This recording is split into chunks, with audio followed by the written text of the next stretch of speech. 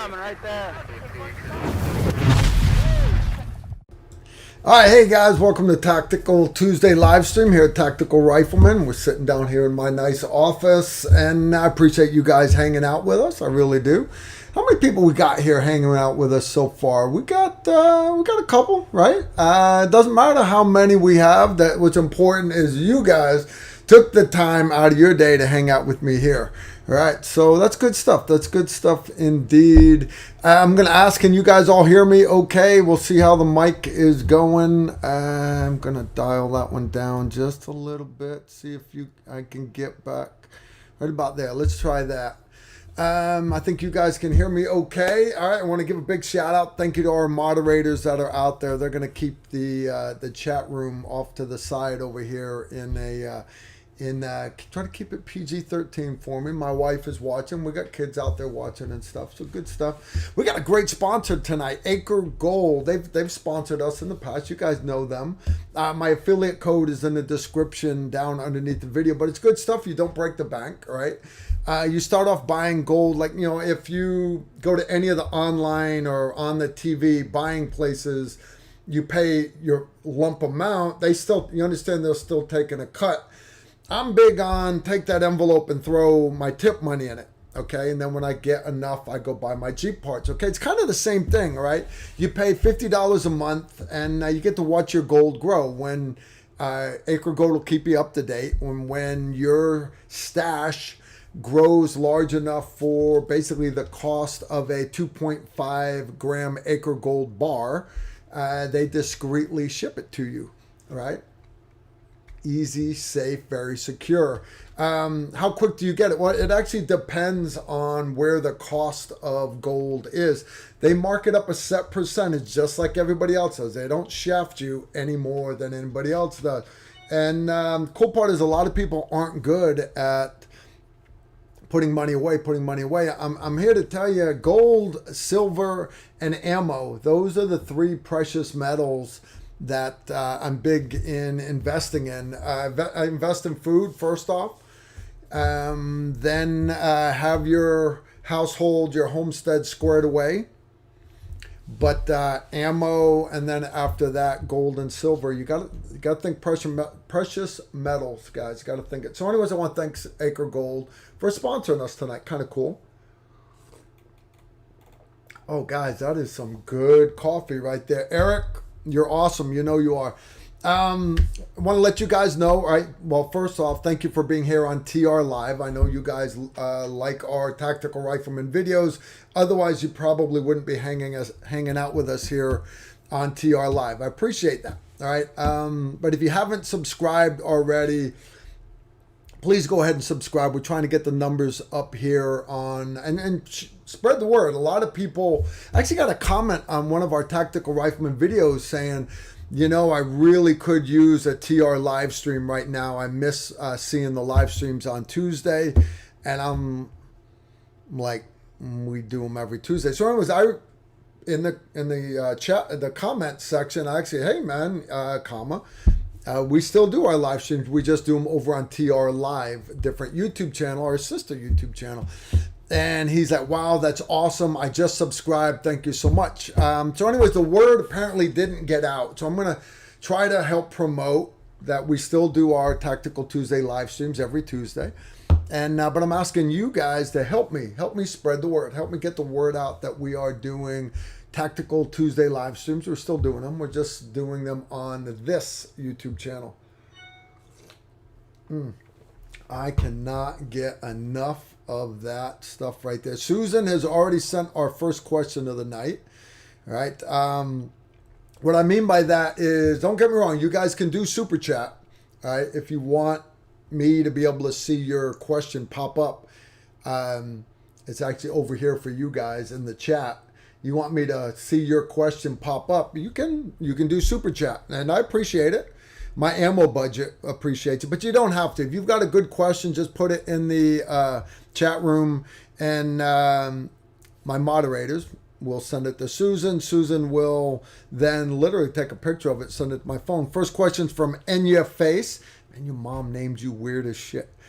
Enya Face. Hey, Carl. In CQB, which you like better, 2-man buddy team entry technique and push either side of the door, or 4-man entry and 1 or 2-man push to the corner? Definitely, without a doubt, if you're doing dynamic CQB, in other words, with a hostage rescue where time is of the essence, all right? Free flow CQB, you got to go deep in the room. Now, here's the deal with that is if you've got a well-trained team, for example, a hostage rescue unit, tier 1, tier 2 type unit, the number 1 man, depending on whether it's a corner or a center-fed door, he will go 2 corners deep in the room. Now, that's important because 4 guns in the room is so much safer than just 2. And what I mean by that is 2 guys coming in to clear a small room in a sterile shoot house, no big deal. You guys can do that all day long. That's not real life. Look at the room you're sitting in right now. Literally look around the room that you guys are in. You start adding furniture and L-shaped rooms and countertops and couches and open doorways and cathedral and balconies and everything. And it is way too much for just 2 people to properly lock down, let alone you have non-combatants in the room, unknowns in the room, other threats. So whenever possible, dynamic CQB, if you can maintain, remember it's surprise, speed, violence, action. Surprise, getting into that first room, they don't know you're coming, that's fine. But understand if you blow that first door, everybody in the building knows you're there. So to regain that momentum, that loss of surprise, you use speed getting in the room, but also you can sometimes regain momentum blowing that interior door open or pitching a flashbang into the room, something like that. Understand, flashbangs are not like it is in Call of Duty video games where everybody starts moving real slow. No, nada. All it's going to do is, oh shit, what was that? And it's going to buy you 1/4 to 3/4 of a second for you to then get into the room and get guns on target. That's all a flashbang does for you. So without a doubt, 4-man CQB will always be better. At a minimum, you never go in a room by yourself. At a minimum, 2 men. And if the number 1 man gets into the room and it's a small room, he would call out small room. And then the number 3 guy, instead of pushing in behind number 2, he bypasses and locks down the other side of the doorway, and then the number 4 man follows him. They're now the number 1, number 2 man to go into that next room down the hallway. Number 1, number 2, flow back out of the room if the room was clear already, and you just keep moving. There's so much that goes into close quarters battle, tactics, and some units doing strong wall versus sending guys deep in the room. And it really comes down to not just the tactics that they're trained with, but how are they used to training together, and do they have the experience? It takes thousands and thousands of runs, hundreds and hundreds of runs in the same shootouts. And then once you've memorized everything, that's why a lot of shoothouses have got movable walls and doors and everything that you can take in and out of play.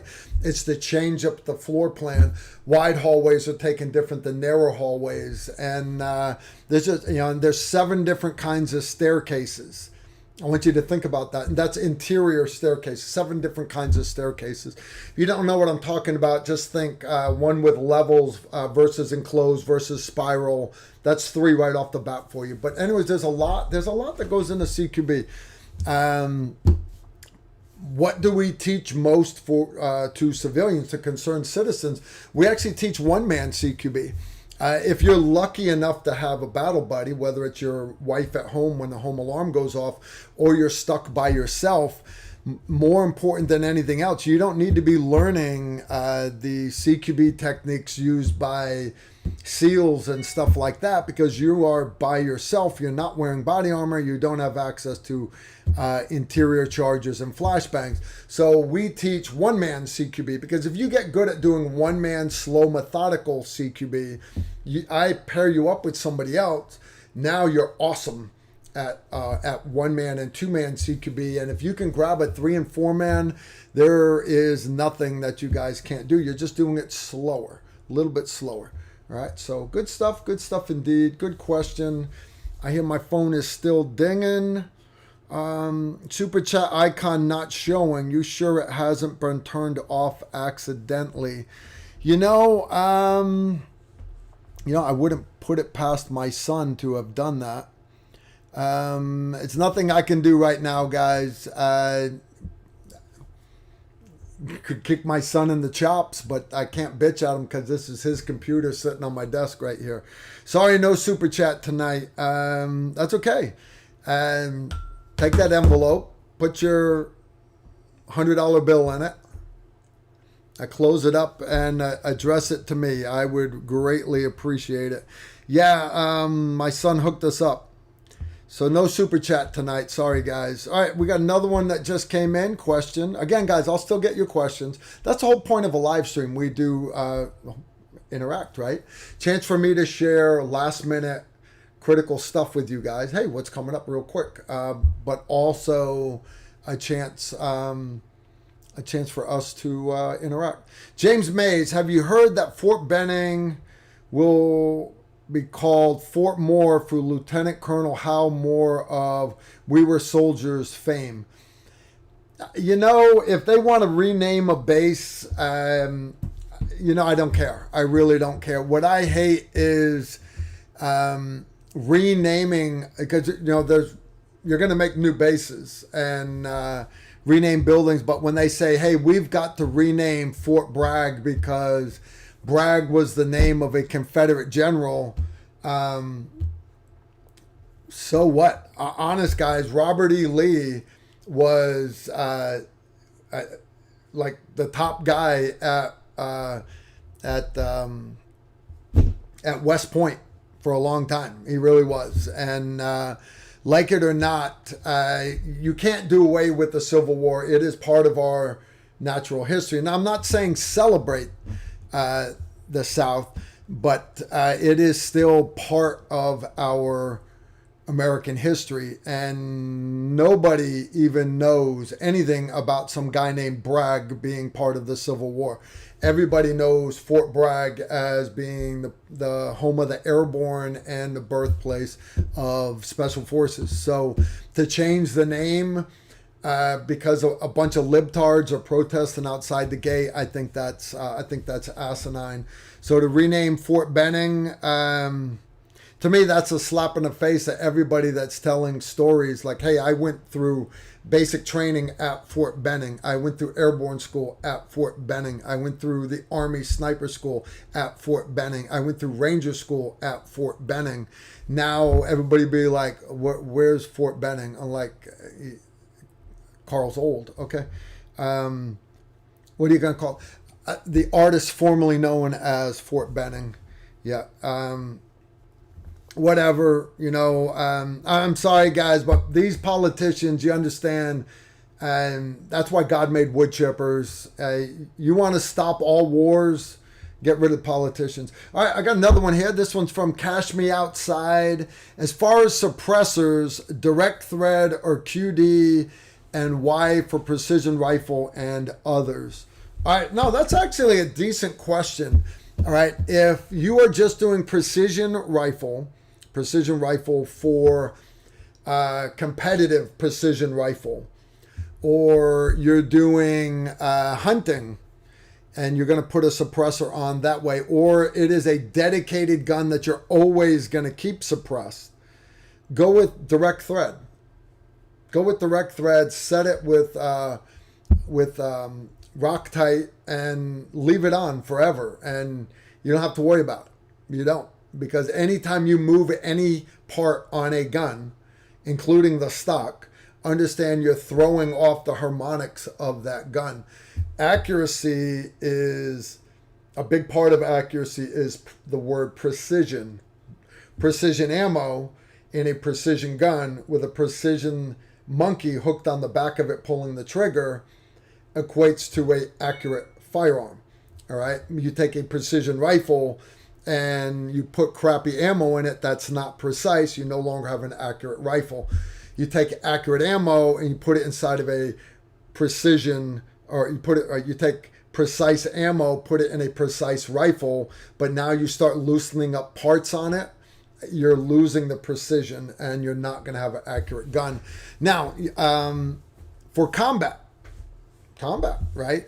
Here's the deal. I like quick detach suppressors because there are times where you need a smaller package. We'll say an AR, for example. If you're doing a night CQB hit and you're going to stay under nods, you want to kill the power of the whole city block so they can't flip the lights on. You stay under nods, maintain that technological advantage, run suppressed guns inside the house. It gets rid of the visual signature. It's not so much the auditory, gets rid of that visual signature. Steve Holland just rolled in. All right, but understand there are times those same ARs, you're going to be in a vehicle, you want to be moving quick, you want to be able to take that suppressor off, so have a quick detach. Same thing with your sniper rifles. On my SR-25, my Mark 11 that you see in all these pictures, guys, that was my favorite gun all through the global war on terror. I never patrolled with it with the suppressor on it because you understand to shoot, to set up a final firing position and shoot from the third story of a building, I've got to clear that building to the third story.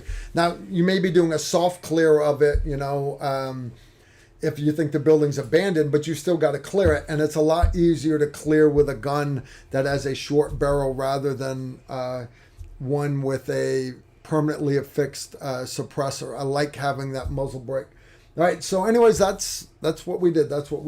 Excellent question, though. Steve, how are you doing, brother? Doing well, brother. How are you doing? I am doing awesome. We're falling behind on questions here. I'm going to slide over. We're going to bring in Steve. Where your glasses at, Steve? I need them. TR Nation. What? How you guys doing? He asked you. Guys, he asked you, how are you guys doing? Y'all get a parade hooah and you tell Steve. You tell Steve how you're doing. All right, can you guys do that for me? How are you doing, Steve? That's the important part. All right, so I got a couple more questions. Just came in. Let me hit this one up right here. This, and your face is back. So Point Man makes entry and picks up a surgical shot he can't make on move. Does he stop, plant, and shoot, or does he move to point of domination and let follow-on man take the shot once he slides in? You guys, dude, you're getting into tactics, and we don't do tactics on the open internet, but techniques we can get into a little bit. Understand, you reduce that immediate threat. That's it, immediate threat, and then you keep moving to that point of domination. And there is no surgical shot. There's no surgical shot inside of a room that I can't take moving to my point of domination. I mean, unless I'm in a room that's like 80 feet by 80 feet, in which case I would push in far enough for that number 3 or number 4 man to get onto my side of the doorway, make room for them. But other than that, again, guys, we don't do tactics on the internet here. So next one, Harley Softail. I guess the guy rides a hog. Cool. Very cool. What's your opinion on long range, 600 meters precision shooting of AR-15s, 5.56 versus 223 Wild? Look, 600 meters, I don't give a shit which one it is. 223 Wild or 5.56.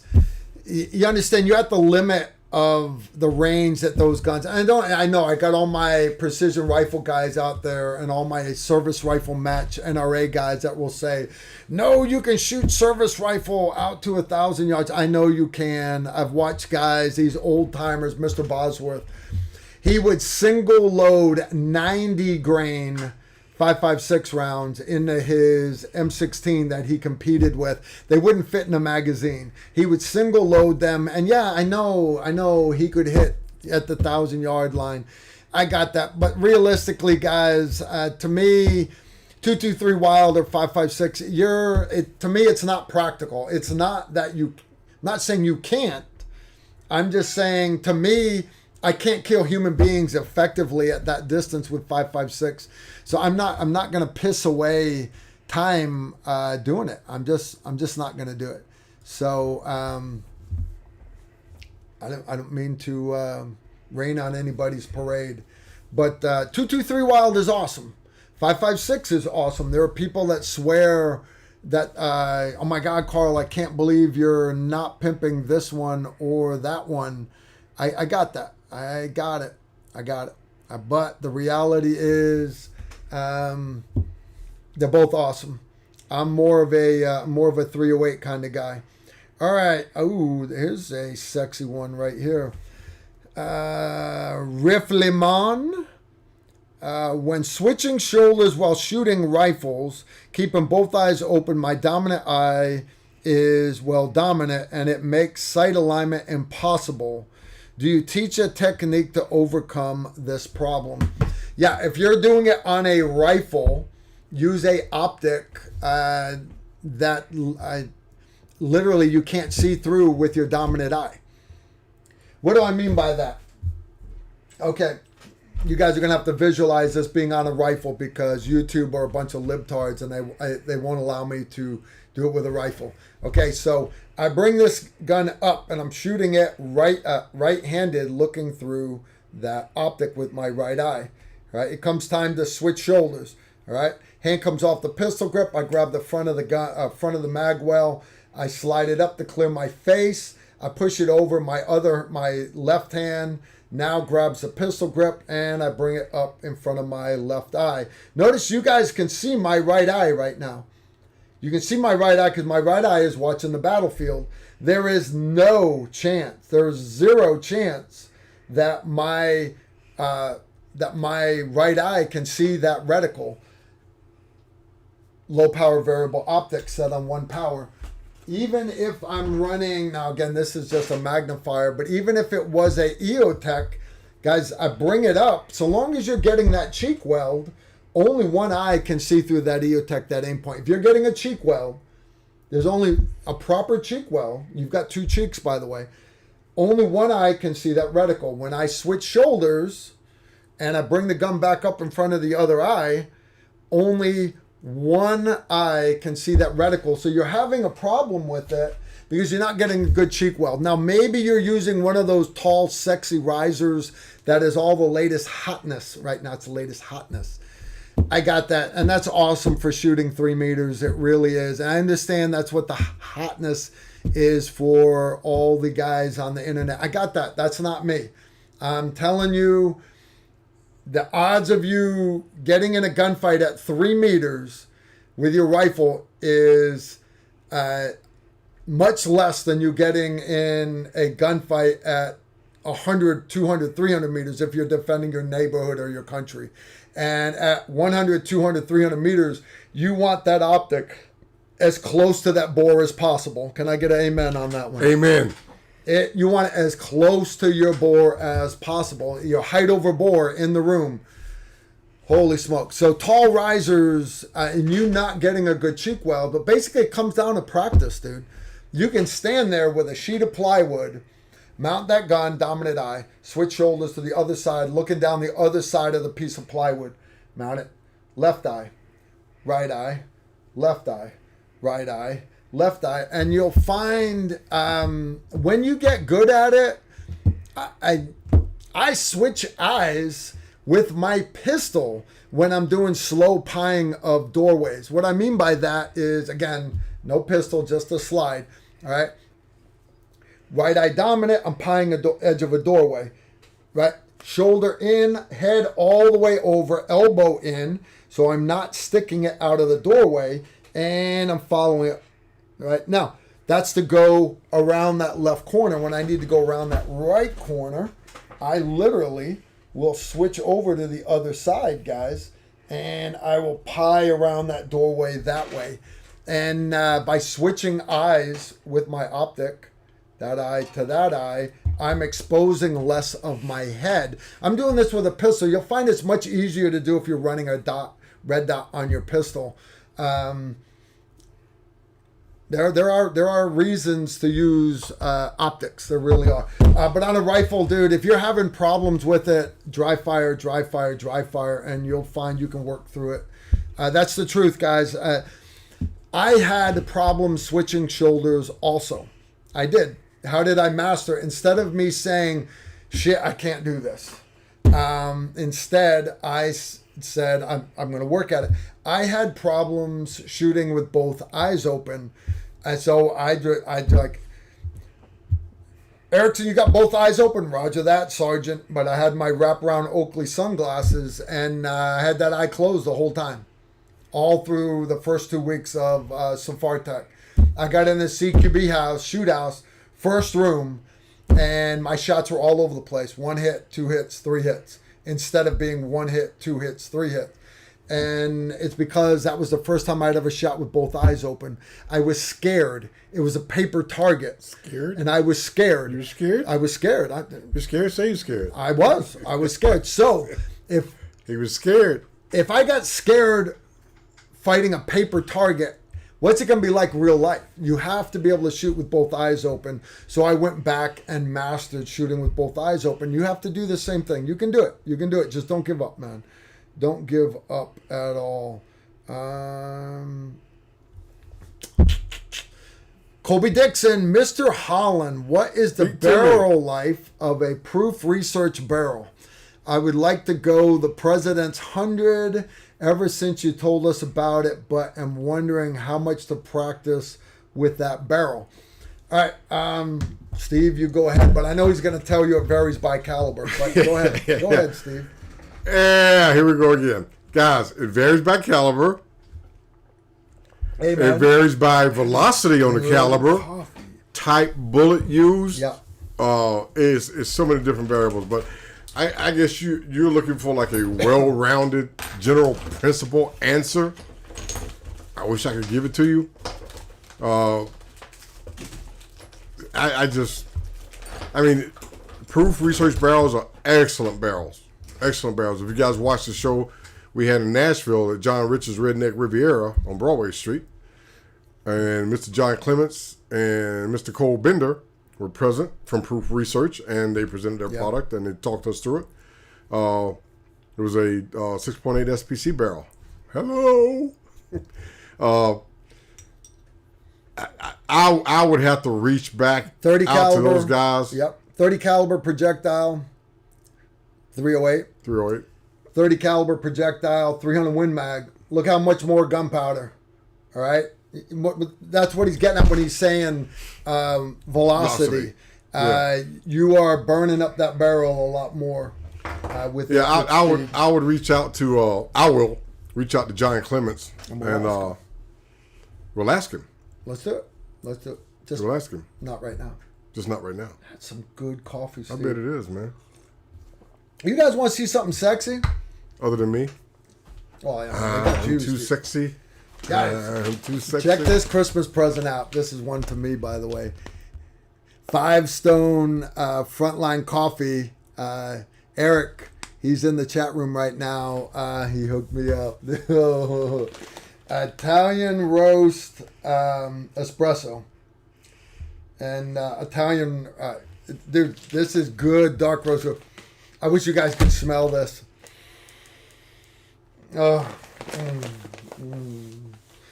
I hope all you guys can find someone that loves you as much as I love this cup, this bag right here. All right, good stuff. So, anyways, Eric, thank you, brother. I appreciate it. I really do appreciate it. You guys can get that. You go to 5stoneusa.com and reach out to Eric there. Use code TR10, saves you 10%. I don't get a dime. I'm doing this because it's a good coffee. That's some good coffee right there, guys. Good coffee. All right, Steve, I think we had another one come in. I heard my phone ding. Wow, we are falling behind already. PR Proof Research Barrel Life. I just sent a text out and see if I can get you an answer. Nice. And your face is back again. Hey, Carl, do you want to carry an IFAC in civilian clothing rocking concealed handgun? How would you do it in low vis?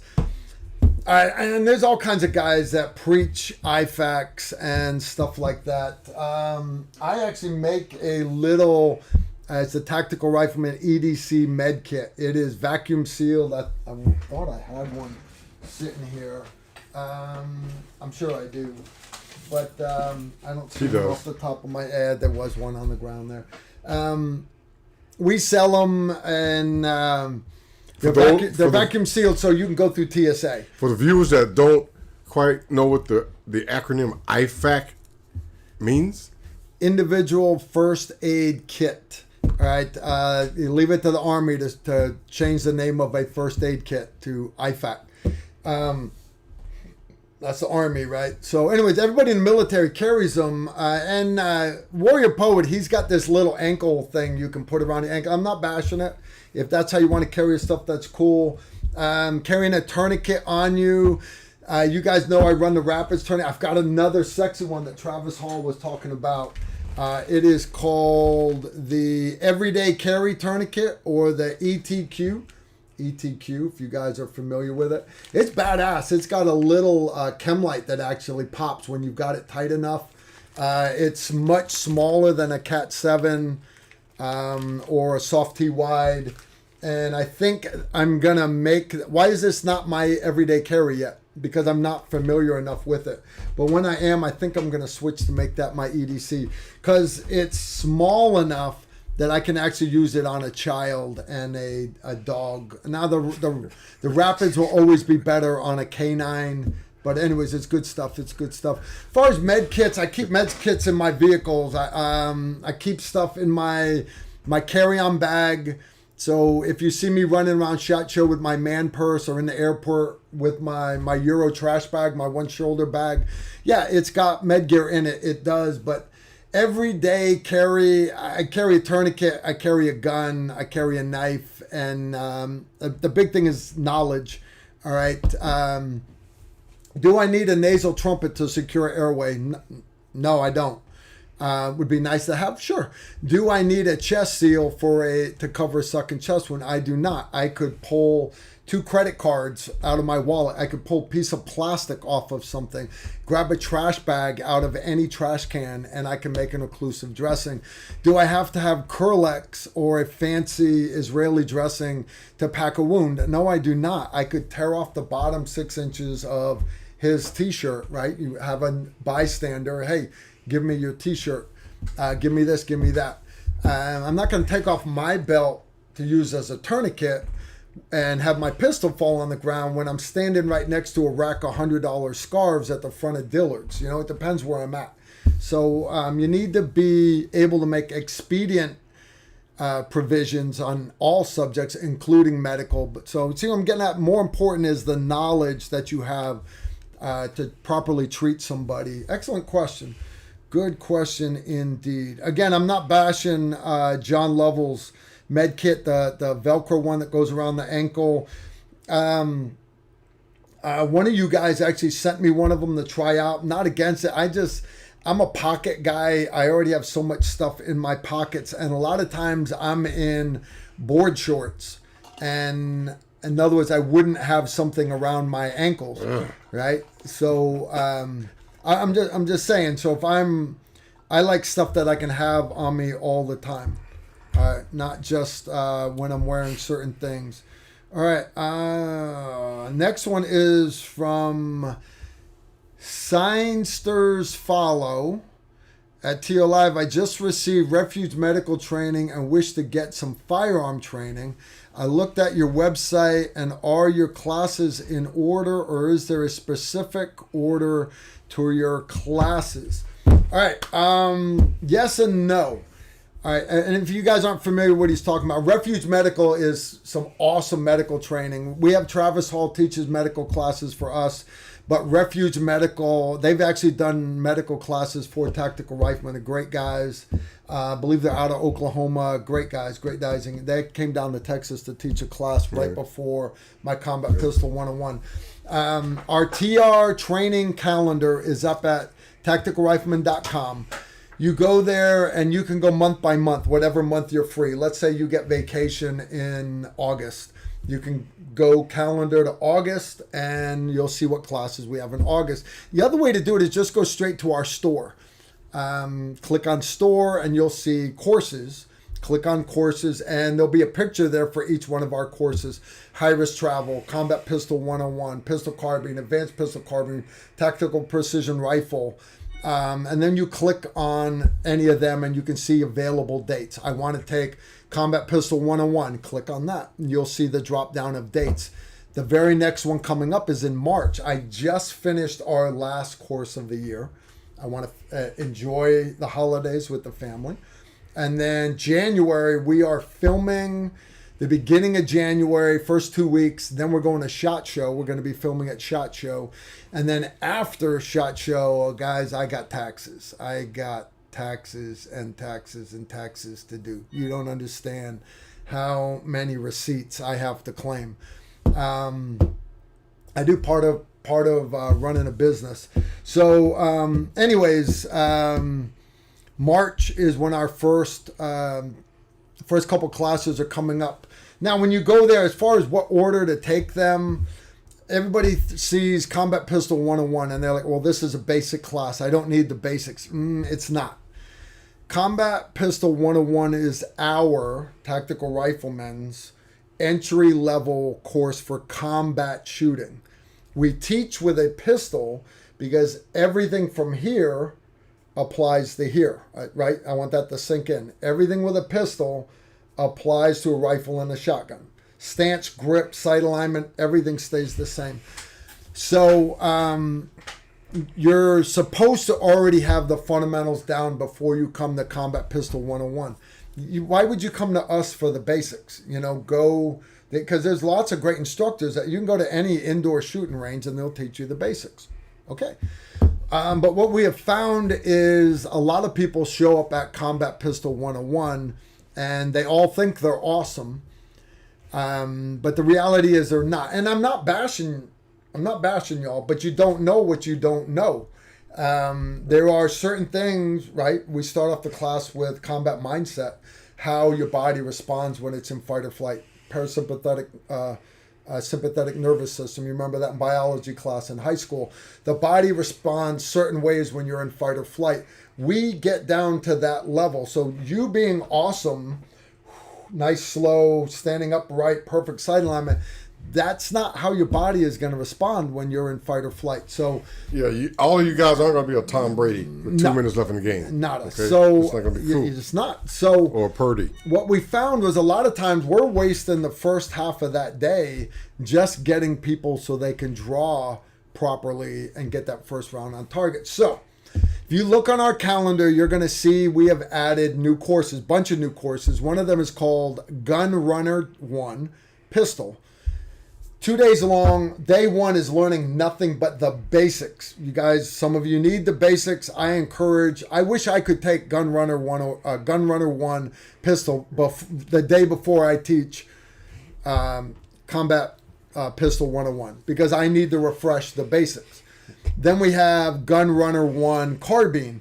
Right? And on each one of those, it's a 2-day course. The first day is learning the fundamentals. The second day is nothing but getting the repetitions in. You're going to do all the drills you did that first day, but now you're going to get each drill down because it's a lot of times you go to a course and it's like, all right, do this drill. All right, this is awesome. You did okay. I want you to go home and work on that drill. Here's your next drill. All right, here's how you do it. All right, you just did it okay. I want you to go home and practice that drill too. Gun Runner 1, that's why we added the second day to that course. It's literally getting you the repetition. So anyways, you'll find those on there. Some of the other new courses we added a low light shooting course. We're doing high risk travel again. I just added, we just finished high risk travel Friday. That's a 3-day class, hands down. Most educational course we teach all year. We teach it twice a year, once in August and once in December. August is too hot to shoot outside. December it's too cold to shoot outside. So a lot of it is classroom, and then you're doing surveillance, counter surveillance, stuff like that. Escapology, getting out of flex cuffs, getting out of handcuffs. Great stuff, guys. Did the work. We had a good time, and. But anyways, that course is on there. And then there's another one called High Risk Concealed Carry. Now, this is not a concealed carry course for you to get your concealed carry license from your state. Not at all. I don't want it to take the place of that. I want you guys to take your state concealed carry permit. Now, like here in Kentucky, you don't have to have a concealed carry permit. You are allowed to carry without a concealed carry permit. I still encourage people to get their concealed carry permit in Kentucky. My wife has one. My son has one. I have one. Why? Because a lot of that course covers the legal aspects, one.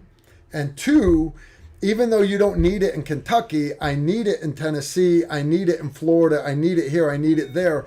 And the Kentucky permit is recognized in like 34 states. All right. So why would I go apply for one in Florida when they recognize my Kentucky one, right? It's called reciprocity. Yeah, reciprocity. So anyways, our high-risk concealed carry course does not take the place of your state concealed carry license. Not at all.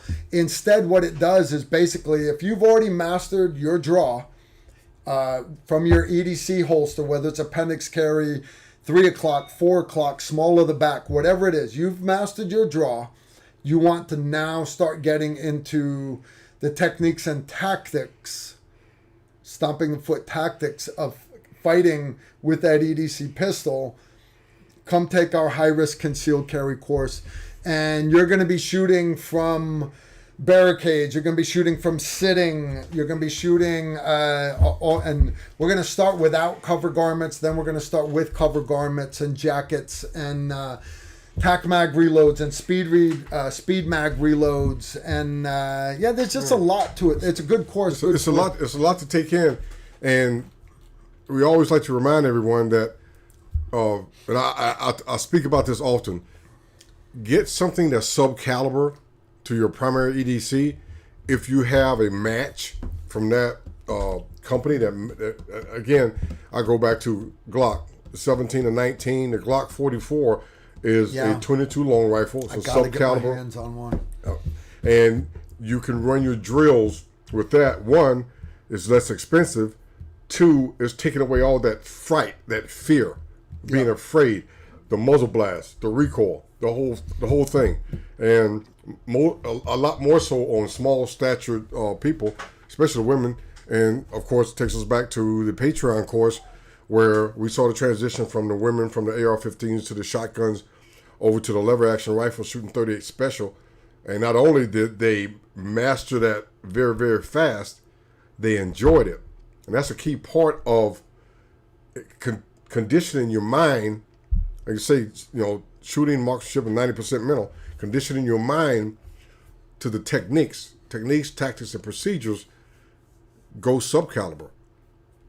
And I'll talk about that later when we go over a couple of things. So, yeah, man, as far as courses for you being a new shooter, Susan just reminded me you're a newish shooter. Literally, Gun Runner 1 pistol.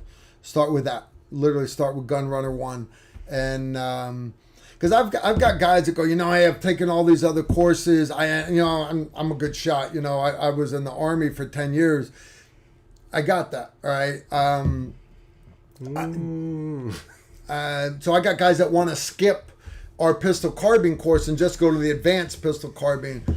And every once in a while, the guys will show me their list of certificates they've got from other, there's a lot of great instructors out there.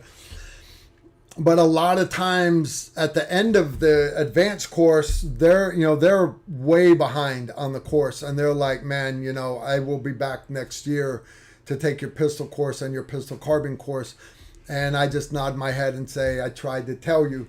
And I'm not bashing other instructors, and we're not doing anything magical. We're not. But it is. The advanced course builds off of our other courses. So I don't even like using the word advance. It's like a part 2. So anyways, that's just it's just kind of how it pans out. I'll give you my personal view on it. I spent 4 years shooting pistol for the Army before I went Special Forces. Once I got into Special Forces, I continued that by taking every course that I can get. And sometimes they would ask me, say, hey, why are you going to this course, out at Gun Sight or Front Sight or Thunder Ranch? Because every time I went to a course, if it was 3 days, 4 days, or 5 days, somewhere in that time period, I would pick up something that either I had forgotten, or I would pick up something that just clicks. And everybody teaches differently, and some guys can highlight and bring certain things out, and some guys don't. And each course, you're going to learn something new. I got a question here for you. Okay. Semper Paratus, question for Steve. Paratus. I know you. That AR lower you brought in one time that has a Monte Carlo style stock, where does the buffer go? Down at an angle, question mark? Yeah. Good question. That system, which is basically converts a pistol grip AR-15 into a straight rifle, because some people don't like it. Pistol grips. Yeah. I find a lot of women don't care that much for pistol grips. They like the straight rifle. Especially if you're a shotgun guy. Yeah, because you're transitioning. And funny that you mentioned that. Why? Because the Monte Carlo stock you're talking about, Semper Paratus, is actually the stock from an 1187 Remington shotgun. So if you shoot a Remington 1187, especially skeet, trap, different kinds of competition, just have fun and keep your skill set up for, duck hunting, dove, quail, stuff like that. You can now transition to your carbine and you get in the same feel. And that's what I like about it. That stock is called the SCR, and you'll find it on that search engine called Google. Google Fight Light, FIGHTLITE, SCR. SCR. Sierra Charlie Romeo. All right, next question from Ghost Anime, Carl Steve. Is there something you hope Santa will bring you this Christmas? What do you want Santa to bring you, Steve? I want Santa to bring me from Australia a Quest 2. A who? A Quest 2. What the hell is that? A Quest 2 is a small trailerable houseboat from Australia. No way he's going to get that in that sleigh, dude. He could turn it into the sled. He have a bigger sled. He had add like four more reindeer on jet skis pulling it. Yeah, it's possible. It's doable. What do we do in the military? Yeah. If we need more power, we add more horses. Yeah. So Santa needs more power to bring me this Quest 2. But you couldn't go with an American-made one. You had to go no. Australia. American companies make houseboats, but the houseboats, remember, when you're traveling on the highway, there's 8 feet wide boats, which is the standard. Yeah. Then once you get to 10 to 12, you got to pay the big boy to come in there and put it on the big boy thing and take it on the semi. Yeah.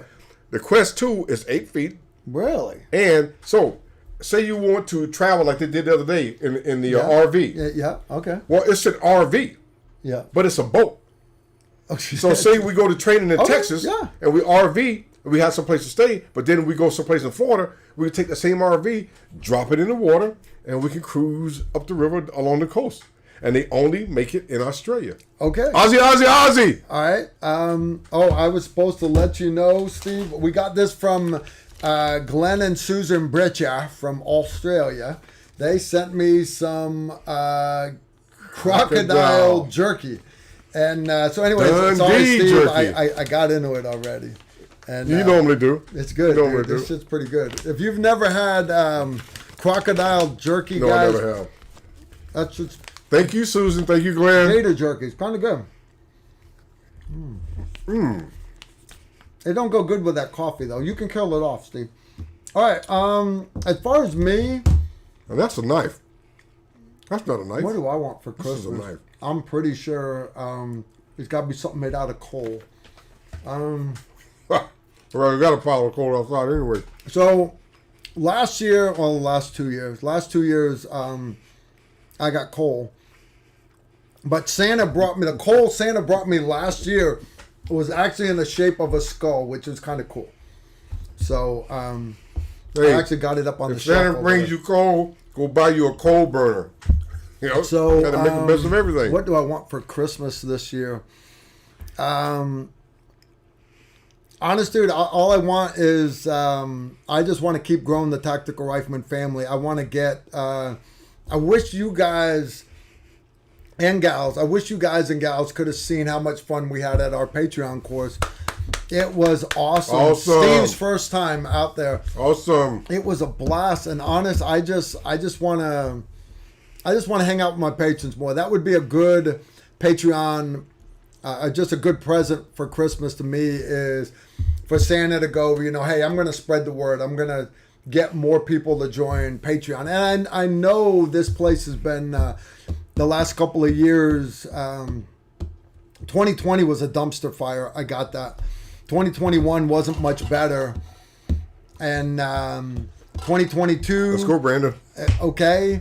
But let's make 2023 is going to be better, guys. It is. It is. It's just going to be better. And economy is going to keep getting better. They're going to do their best to run prices up on us, but they can only do it for so long. And I want more of you guys to come and join us on Patreon. We got good stuff there. So I truly enjoyed my first Patreon, and ever since that whole week, guys, one, it was great meeting all of you. My brain has just been spinning nonstop, and also in addition, talking with my neighbor and putting together things that I know, but I don't think about it a lot. That's why you hear me talk a lot about subcalibers and women shooters, because I did that a lot when I was in the 82nd Airborne. You did women a lot? Training women, training spouses. I want to clear that up for our viewers. Let's clear that up. Keeping it PG-13. Keep your minds out of guard out there. No, I mean, anyway. He's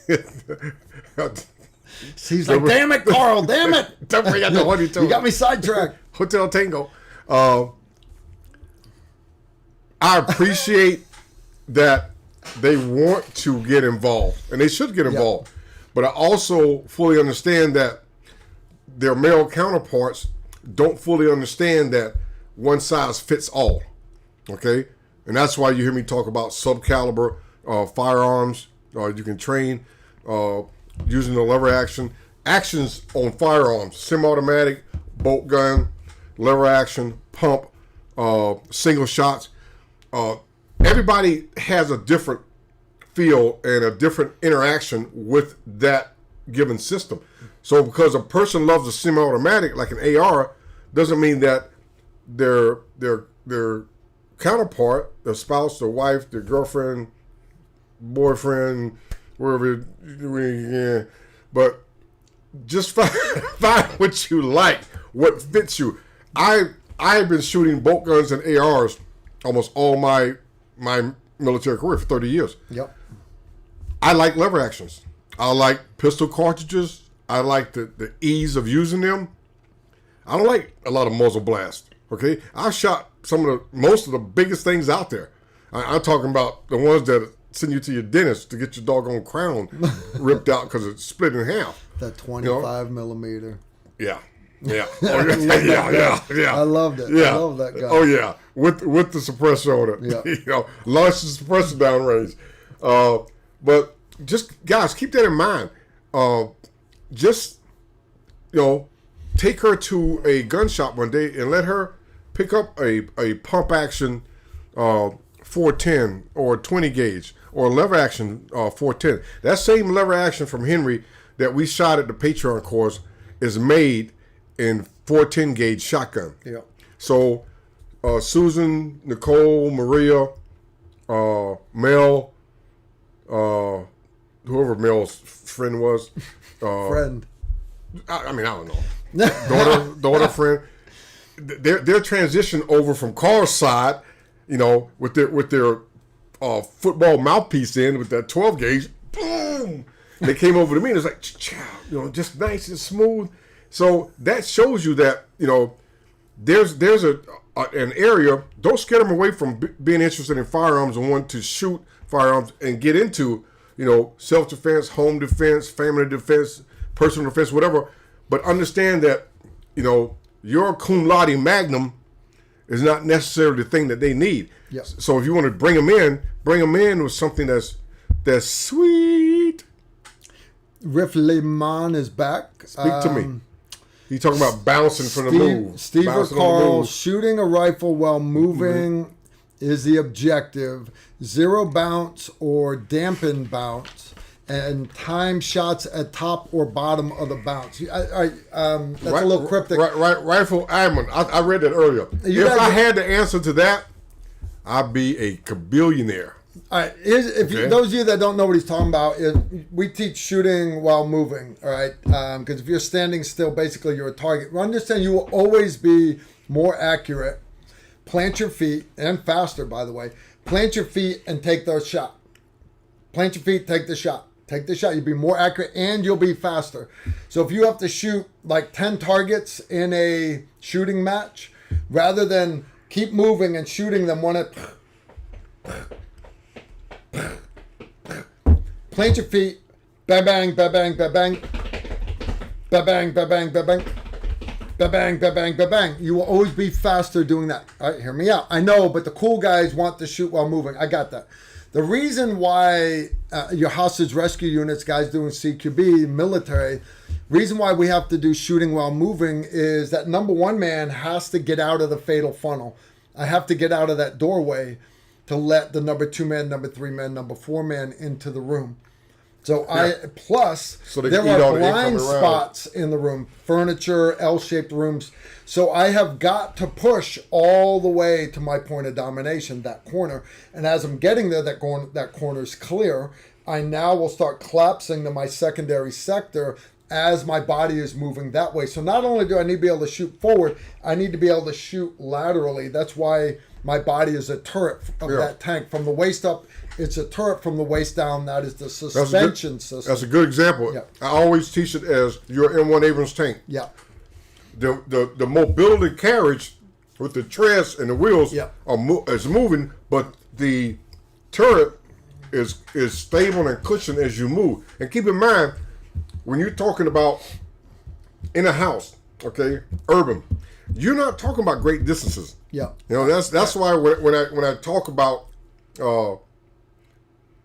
calibers, people get too much into these high power rifle calibers when what I can do with a 357 Magnum, a 45 Long Colt, a 44 Magnum, 45 ECP in a house is amazing and maintain control, because flash and blast is as much of a problem while you're moving as is trying to get your turret stabilized like you're on like shock absorbers. All right, so and I know what you're getting at. You mentioned shooting at the top or shooting at the bottom of your bounce, and I'm not using guys' names, but I have been to courses where they literally you shoot at whenever that foot hits the ground. All right, at the top or basically bang, bang, bang. No, guys, don't do that. I am not bashing that instructor. I'm not, because that's what he was taught, and that might be what works for him. All right. But understand, you trying to time it with your steps, that's not real life. Real life, you're not just walking down a flat range. You're not. Real life, you're having to move around furniture. You're having to step over coffee tables. The threshold going from a tile floor on the shag carpet, you've got to be rolling those steps. You're not just walking down a range. More important, when you work on your shooting while moving, is what you're going to find is literally practice it up your head in the optic without even shooting. Mount the gun. Now, I'm not saying you look through your scope the whole time in the shoot house. Not at all. The gun stays at low ready or high ready, and you're only bringing the optic up when you have a threat that warrants deadly force. All right, so we're going to make sure you guys understand that. Okay, with my Carl brings out a good point. Oh, practice. Go ahead. So it's down, all right? When you've got a target that warrants deadly force, that's when you bring it up, right? But when you're practicing, when you're first starting to practice shooting while moving, you don't even need live ammo.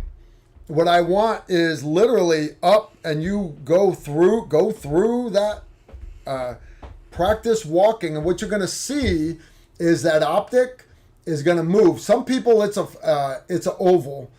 For a lot of people it's a figure eight. As you're stepping, it's a figure eight. All right? Everybody is different, but what you'll find is just walk. Just walk in, look through that gun. Exaggerate the bend in your knees just a little bit. Make them more suspension system on that M1 Abrams tank that Steve was using, all right, as an analogy. But what you'll find is I don't want you. Well, I can only pull. I got to pull the trigger right now while I'm here in my step. If your optic is not on the target, you don't need to be pulling the trigger, whether you're at the top or bottom of that step. It should not matter. Should not matter. When are you pulling the trigger? You're pulling the trigger when you have an acceptable sight picture to get an adequate hit. All right, an adequate sight picture to get an acceptable hit, basically. All right, I don't care which way you word it. So I need to be in my high A zone. I don't have to be exactly right in the middle. If I'm right here, guys, that's good enough. Pull the trigger. If I'm a little bit high, that's good enough. Pull the trigger. But if I'm always pulling the trigger on the bottom of my step and the bottom of my step is over here, you don't need to be pulling the trigger. It's somewhere inside of my acceptable kill zone to get an acceptable hit.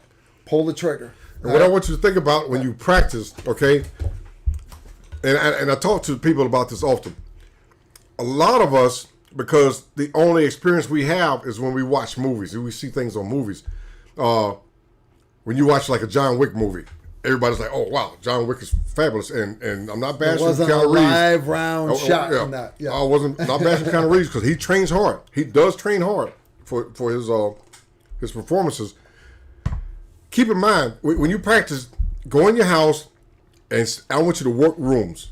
I want you, like Carl's saying, you got furniture, you got a living room, you got a doorway into the dining room. Now you got another doorway. You might have a stairwell. Well, you got to work that stairwell first before you even start exposing yourself up toward the top. You'll see how hard that is. In John Wick, I mean, he's just running through people, through the crowds on the dance floor, in the sauna. Guys, it don't happen like that. One of my mentors told me a long time ago when we started working close quarter battle, he said, don't rush to die, okay? Because corners and pine sounds good when we're talking about it, or you see it on a movie. If there's a threat and there's someone there that's looking at taking your life, that corner, pine that corner is a hard deal. You don't rush to die, okay? You work it and do it. Practice. Just practice. No live ammo. Wait, till your wife and your kids are gone or till your husband and your kids are gone, and just walk through your house. Low ready, high ready. Assume a mental state that there's a threat and it went down the hallway and it went into the kitchen. Now I'm in the living room. You need to work those angles, but just practice it. It's not something that comes easily, and you'll see how much of a threat it is when someone's there and you don't know where they are. All right, next question. This is a medical one from JT, one of our moderators, actually. Said, I have a question for Carl. I just wrapped up my annual training for work, and the exam is now saying not to occlude a sucking chest wound. Does Carl know when or why that changed? All right, here's why. All right, and I disagree and agree. Number one, if you are right there on the spot, on the scene, and you see the guy get shot through and through, all right? I'm hit. If you go, literally, it just happened, and you can go like that. I just occluded it with palm of my hands. When that bullet passed through, the air is now able to enter free from both sides, and that lung, because the only thing a lung does not stay big, guys. It stays big because there's a vacuum between your lung and the lung wall of the lung cavity. As soon as you put a hole, air starts getting sucked in, and that big lung starts to shrink. All right. If you can catch it right away and stop more air from coming in, it may only have shrunk 10-15%. So now he's got one good lung, but this other lung that's been damaged, it's still, you're getting about 80, 75, but even 50%, it's better than having just one lung. So now he's got 1.5. But the reason why different people preach different things is because if it's been a couple of minutes, literally since it happened, and minutes go by fast in a gunfight, guys, that lung has already completely collapsed. And now you putting occlusive dressings on it, that lung that had, remember, because the lung had a bullet go through that also.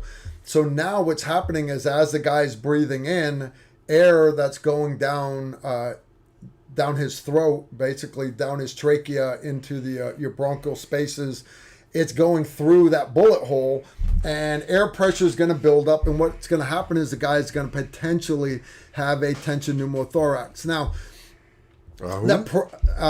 a buildup of air pressure so much on this collapsed lung, pressure will continue to build up, and it'll actually push his heart, even though Steve's is very small.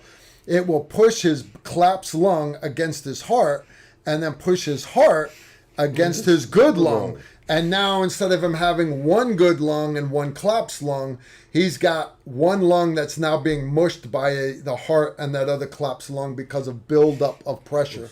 Right, so that's why they're telling you not to put an occlusive dressing on it, right?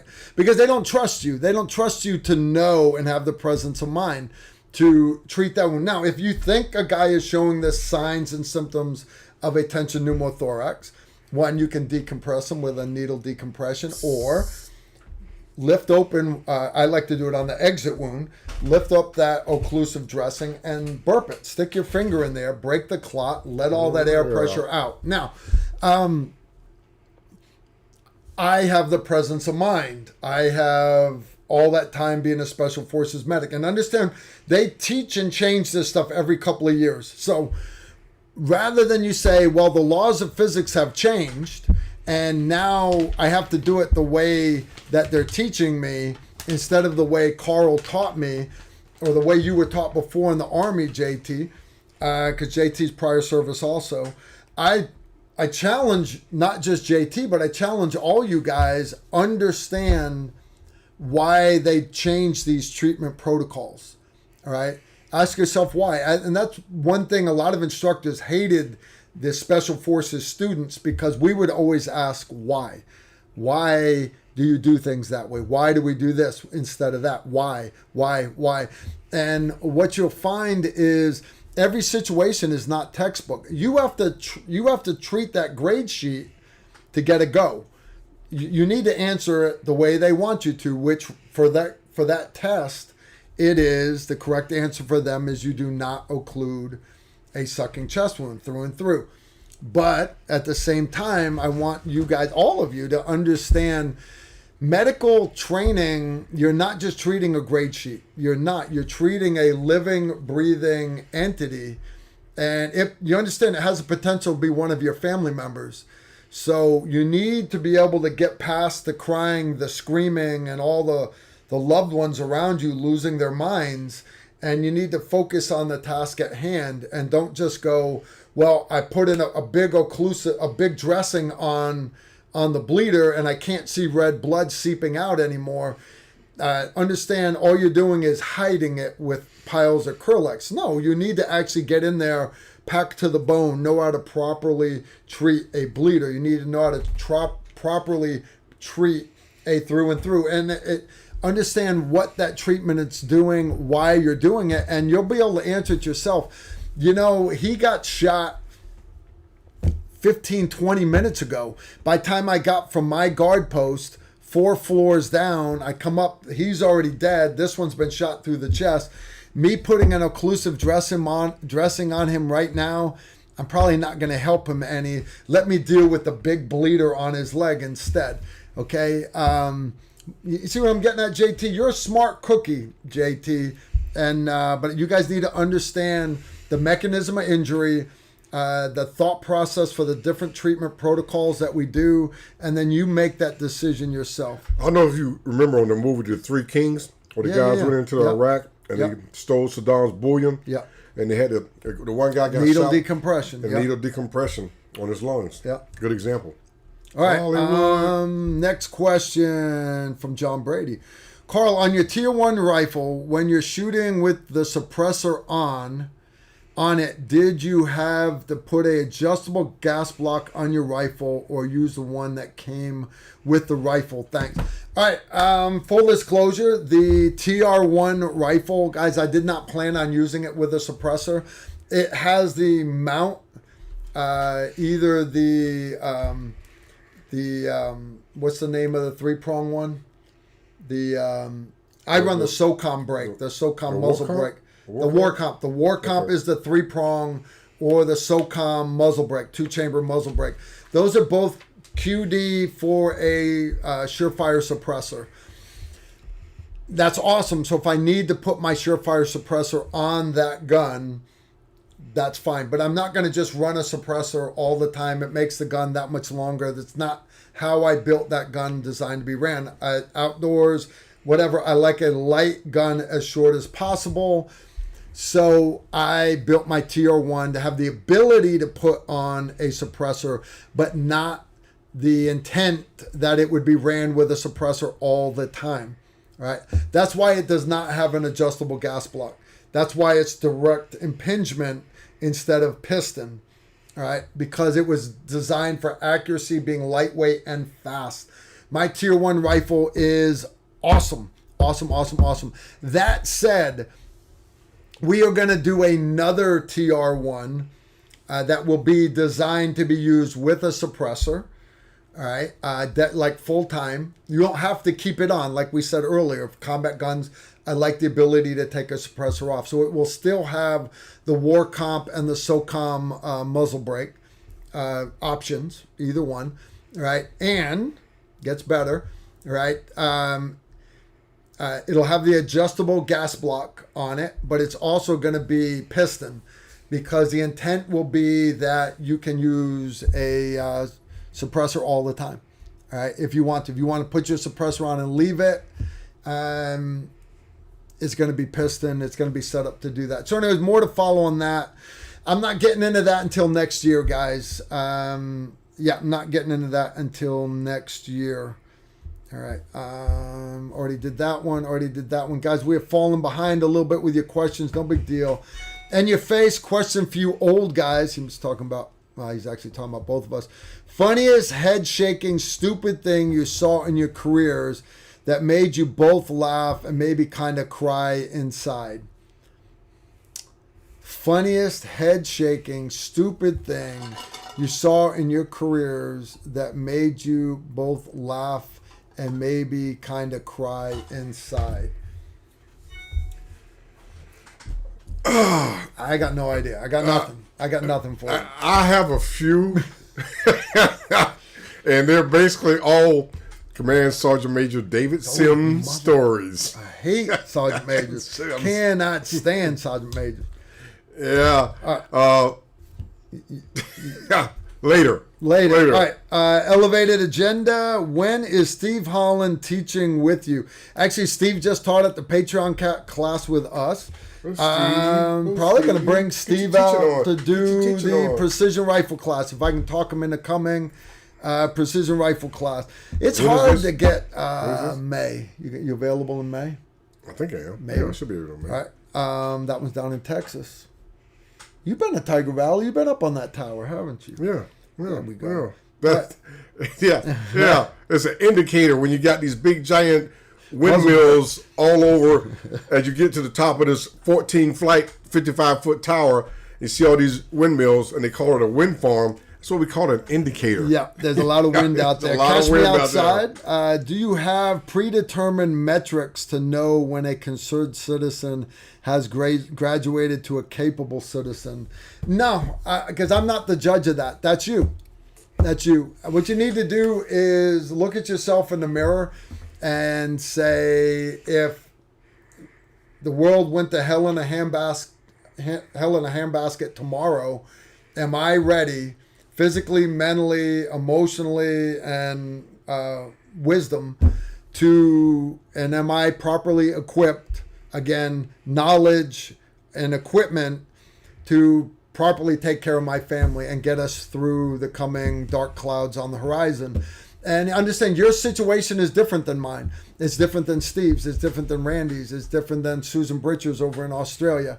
And everybody's like, well, if an EMP hits, okay, that's a worst case scenario. Let's look not that bad. How about just a hurricane hitting Donut's house in Florida? All right. Power went out.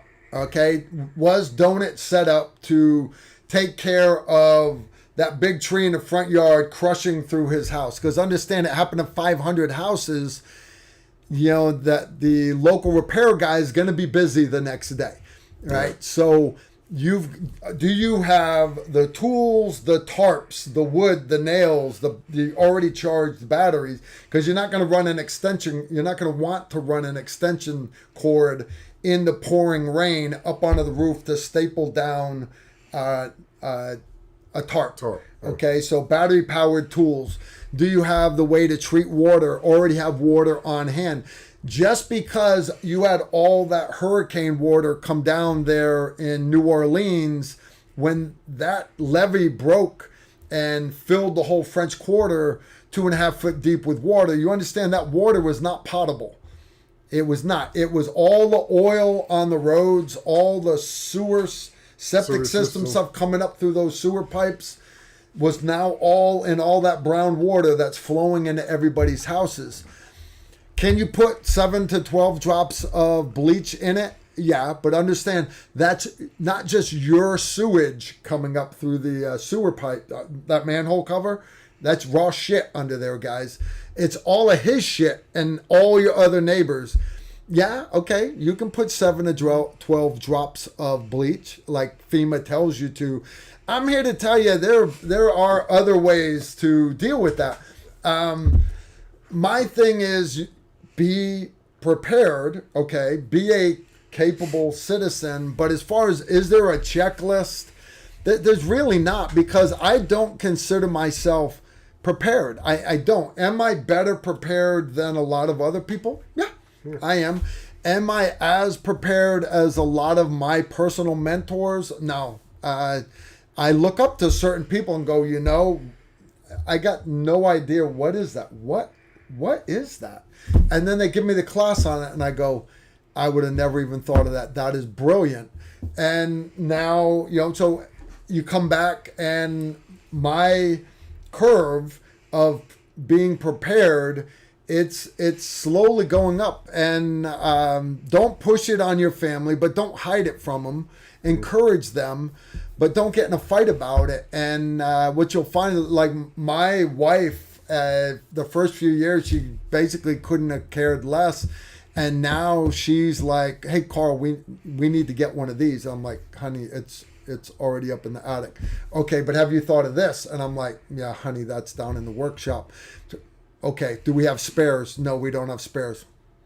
We need to have spares. All right, so my wife is on board, and I encourage you, make it a family thing. Have your family help you line up. We have a hallway. It's actually right on the other side of that wall there. The hallway with all the family pictures. We run rows of food grade buckets down both sides. We put Mylar bags in each bucket, and then we a little assembly line, fill them with rice and beans and pasta, whatever you want for long-term food storage. You mix it up with the diatomaceous earth first to kill all the critters. Pour it in the bag, drop in the oxygen absorbers, and then same thing. I actually don't use an iron anymore. I actually use one of those hair flatteners, hair straighteners for like girls to straighten their hair. It's perfect for sealing Mylar bags. Come back the next day after the oxygen absorbers have vacuumed it all down. Bucket lids on with the rubber mallet. Names and dates on it, and you do it every now and then. Make it a little family thing, and then it's got to stack up. You got to stack, and don't put your stack all in one place. Think house fire. Think your shed burning down, whatever. And the reality is, like, well, Carl, how much food do you really need?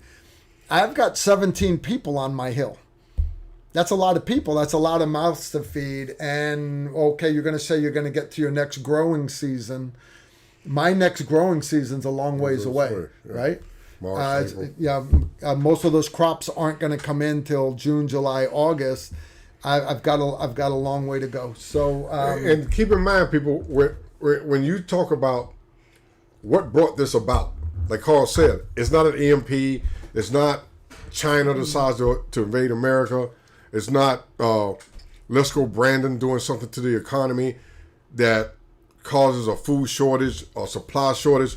Because I mean, think about And it. all these things are possible. Yeah. During the pandemic, there was a supply shortage of toilet paper, and you and myself, I would have never thought that of all the things we can have a shortage of that I'm prepared for. I wasn't. If you have women in your house, you got to be prepared for a toilet paper shortage. Okay. Yes. I'm telling you. So it's those little things. I got caught in the hurricane down in Florida when I was down in TDY down in SoCom in Tampa. They evacuated us from Tampa, sent us to Orlando. By the time we got to Orlando, the hurricane came in south of Tampa, right to Orlando. I took my rental car. I was at Hertz, got my keys back. Told the guy to, hey, you could do this right now. There's a hurricane coming. I'm gone. Bill me later. Went to the store, got 3 or 4 cases of water, canned foods, everything else.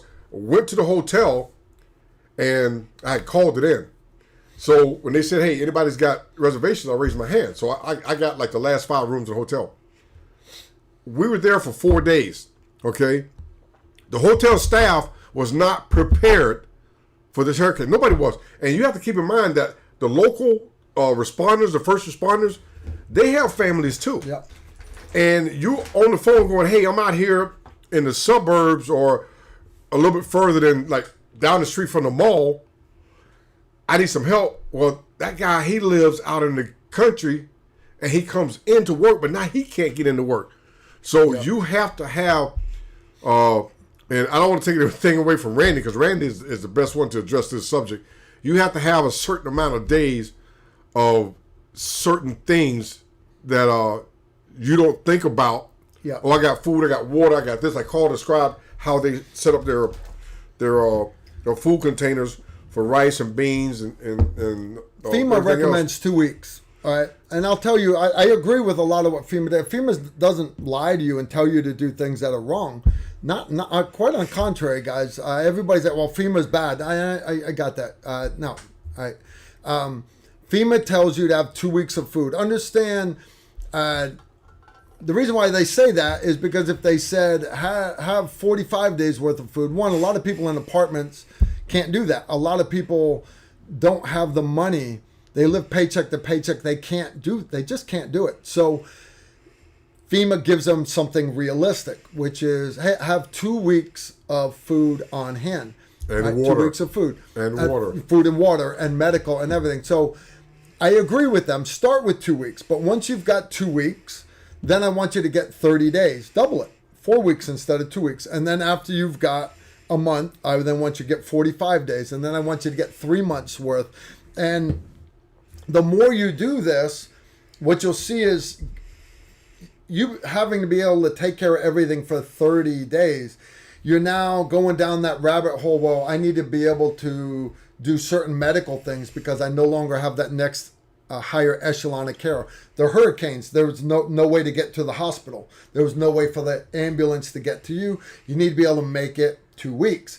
A little worse disaster, a month, 45 days. And if you reach to where you can take care of yourself at the 45-day mark, you have gone so deep down that preparedness rabbit hole that now you're looking at, I need to have sustainable water. I have to have this. I have to have that. I need to have, I have to have a group. Because you just can't pull security by yourself, and you have to have a team, and it'll change the way you do things. But you'll be overwhelmed if you try to go, I gotta do all this. Don't start 2 weeks. Can you take care of yourself in a really bad, and again, it depends where you live, a really bad thunderstorm, a really bad blizzard. We get ice storms here this winter. We'll probably get an ice storm. We had a real bad one hit. I was Company Sergeant Major. No, it was, would have been 2008, 2009. Here on the hill, I lost power for like 3 hours. No big deal. Backup generator. If I had to, I could move everybody on the hill to my house and we'd be fine because everybody still had to be able to go to work because the other towns where a lot of us worked, they didn't get any ice at all. So I lost power for 3 days. 3 hours, no big deal. I had a guy in my company, A15, Stan Powell. Stan Powell, another great SF guy. He lived out by the lake. He lived way out in the boondocks. He didn't get power back for 25 days. 25 days to get to work because he still had to come to work. Fifth group didn't care that he didn't have any power at home. Bring your ass to work. He had to chainsaw his own roads to make it to the main road. And then he ended up borrowing a generator from my company. He wasn't even in A15 anymore, but he knew I had generators. He's like, hey, Sergeant Major, can I sign for one? I'm like, dude, I don't need them right now. Yes, hand receipt. I'll get in trouble if I did this because it's for personal use. But I took care of a soldier. And that's the job of a sergeant major that a lot of sergeant majors forget. Accomplish the mission, number one. Number two, care and welfare of the soldiers. Mission first, people always. Yeah. So anyways, 25 days, his family went without. And he still had to come to work every day. Every day. So and keep in mind, be prepared, guys. Be prepared. We had a one ice storm that shut down counties for almost 3 weeks. And at the 72-hour mark, if you have young children in the house and you don't have water, power shut down. That means gas stations are shut down. That means that the water company, the water plant, everything is shut down. You don't have water, okay? You can't even flush the toilet if you don't have water. That changes everything. So basic things, okay, like water and toilet paper. For women, toilet paper. Because and there are ways to get around everything, but food, water, shelter, you understand that you just can't pull them out. You have to have food, water, shelter. How about the whole toilet paper thing? And don't get me wrong, you need to stock up on toilet paper, but what is something that you could do to slow down the use of toilet paper? Go down to Lowe's, Home Depot, and get a bidet. A what? A bidet. Get a bidet. Your toilet, where the water hose hooks to the bottom of it, you got that little valve. You unhook that, and it hooks right in between them. And basically, you can hook it right there next to you. As long as you still have water flowing, if you're out of toilet paper, you can use the little hose as a bidet. Wash your ass. All right. You laugh. I have not had to hook the bidets up, but we have a couple bidets still in the box because COVID. You had all this run on all the stores and everything. And my wife's like, "Do I need to buy more toilet paper?" I'm like, "Honey, do you have toilet paper?" She's like, "Oh yeah, we got a lot." I'm like, "Then you're good." But we still have the bidets. Never needed them, but it's like extra batteries for the battery powered tools. You understand, one battery per tool is not going to cut it if you need to go up on the roof in the middle of a thunderstorm. You better have charged batteries. And keep in mind, buying 3 or 4 cases of bottled water is not water preparedness. No. Okay? 1 gallon of water per person in the household per day at a minimum. At a minimum will handle your personal hygiene, cooking, and drinking needs. One of the things you want to look at instead of, a lot of people go for bottled waters, but the water cooler system you see, like when you go into Lowe's or Walmart and places like that, right up front by the cash register, you see where they have a place where you can refill the big jugs, the 5-gallon jugs. Yeah. Now you can refill it, or you can buy them already filled. And Randy showed me how you can buy these jugs and store them in your crawl spaces, and the weather will not affect them because they're designed to expand and contract depending on the weather, and because it's in a crawl space, it's not directly exposed to to sunlight, and that way you can put maybe 15 or 20 of those things. They're like, I think at Lowe's we get them like $4.50 a piece, and if you buy like 5 or 6, 7, 8, 9, 10 a month, before you know it, you're going to, wait a minute, I'm out of room now, but I have 40 of those things sitting there, and they're all 5 gallons apiece. Because without water, life is unsustainable without water. Yep. All right, Clever Conquistador, he's asking about our high-risk travel course. Do you have to show your CCW license to go take that high-risk travel course, Carl? High-risk travel course, no. A matter of fact, the high-risk travel course, you don't have to shoot a firearm at all. High-risk travel is designed, and I encourage you to bring your wife and kids to it. So long as your child is all old enough to understand the topics being covered, surveillance, counter-surveillance, being situationally aware, how to report if they see something suspicious, the escapology, how to act on an airplane, how to act in an airport, how to act in a hotel, a restaurant.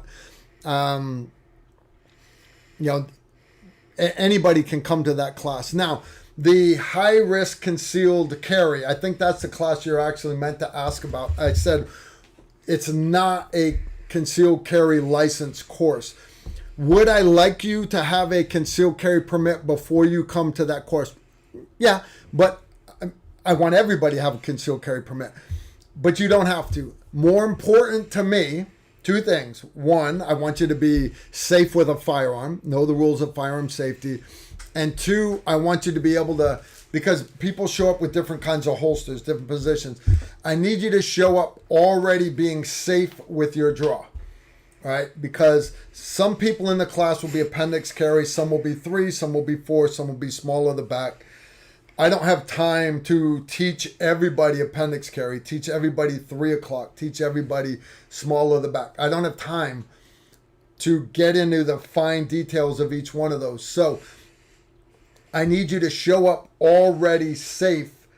So in other words, you don't blow off your junk trying to keep up with the guy demonstrating the drill. Does that make sense? Your junk will thank me, by the way. All right. Well, why do we call it junk? I don't consider it junk. If you've seen some of the stuff that I've stuck this thing in. Yeah, well, that's a different aspect. I hadn't thought about that. See that? I hadn't thought about it. But like you said, that's what you did. No. Like you've heard the phrase, man, that's an ass load of stuff right there. Okay, and then you hear somebody else say, that's a shitload of stuff right there. Now, those are actual medical measurements, by the way. Which is big? Which is a bigger pile of stuff, an ass load or a shitload? And because Steve's thinking here, from a medical standpoint, an ass load is a larger pile than a shitload because you can fit shit inside of an ass. All right, tell them how you look at it, guys. Anyways, let's change the subject. Let's change the subject. We were tracking on better preparedness, better medical equipment. Man, I just can't take you guys anywhere. For natural disasters. Which optic would you, Jill Negrette, which optic would you recommend for a Glock 17? I would recommend for a combat pistol the 509, the Holosun enclosed optic. I think this is the Holosun 509 right here enclosed. Here's what I mean when I say enclosed. All right, this is a Armor, a famous Trijicon Armor. This is what everybody on the internet says is the best that's out there. It's guys, it was the best out there 20 years ago. It's just not anymore. Now, where the light comes from, your reticle, is actually right there. Projected onto it is the right lens. there. It's projected onto the lens. Which means if you get one snowflake come down and land right there, one chunk of mud, snow, anything, rain, that one raindrop hits it. And crocodile tears. You bring that optic up. Not only can't you see your dot anymore, it's so much rain on that glass, you're not going to be able to see your iron sights. Right? So that's why I preach have an enclosed optic on a combat gun like a Glock 17, a Glock 45, which is my work gun. I have a enclosed optic. There's no rain that can get on that because the projector is enclosed. Now, can snow get on it in my holster? Well, it's got a cover over it. But even if it did, I can wipe it off with my finger and it's back. Now, Reticle is the part I want to talk about now, and I don't care if you're using, like this is the slide off of my church pistol. This is a 43X slide. Now it's it's single stack, so it's much smaller than your Glock 19, your Glock 17. It requires a smaller optic, and they don't make an enclosed one for it right now. That's why I'm running one that's not enclosed, right? As soon as they make an enclosed one, I'm going to put an enclosed one on this. And if you guys are looking at the slide, that slide was actually cut for an optic by a company called Danger Close Armament. So notice they didn't put any fancy holes or nothing. I don't believe in putting holes in your slide to lighten it. They mill it enough to lighten the slide. They do a beautiful job milling this thing. But there are no holes for mud to get in there to cause a potential jam. Now for the optic, the reticle, instead of just a dot, because the problem with running optics is you'll press it out and I can't find my dot, I can't find my dot, I can't find my dot. So what I like you guys to run, let me see if I got one turned on right here. All right. Primary Arms has got this guy named Dimitri that he patented this new reticle called the Vulcan. It's got your dot in the middle, and in this one he's actually got a little chevron, but it's got a big outer circle that you don't see. I hope you guys can see that if I can get it in the field of view for you. All right, I know I don't have it turned up very bright. Right, all right, now the advantage of that is if it's turned where you can't see the dot, see the curve, that just means I need to lower the front of the gun.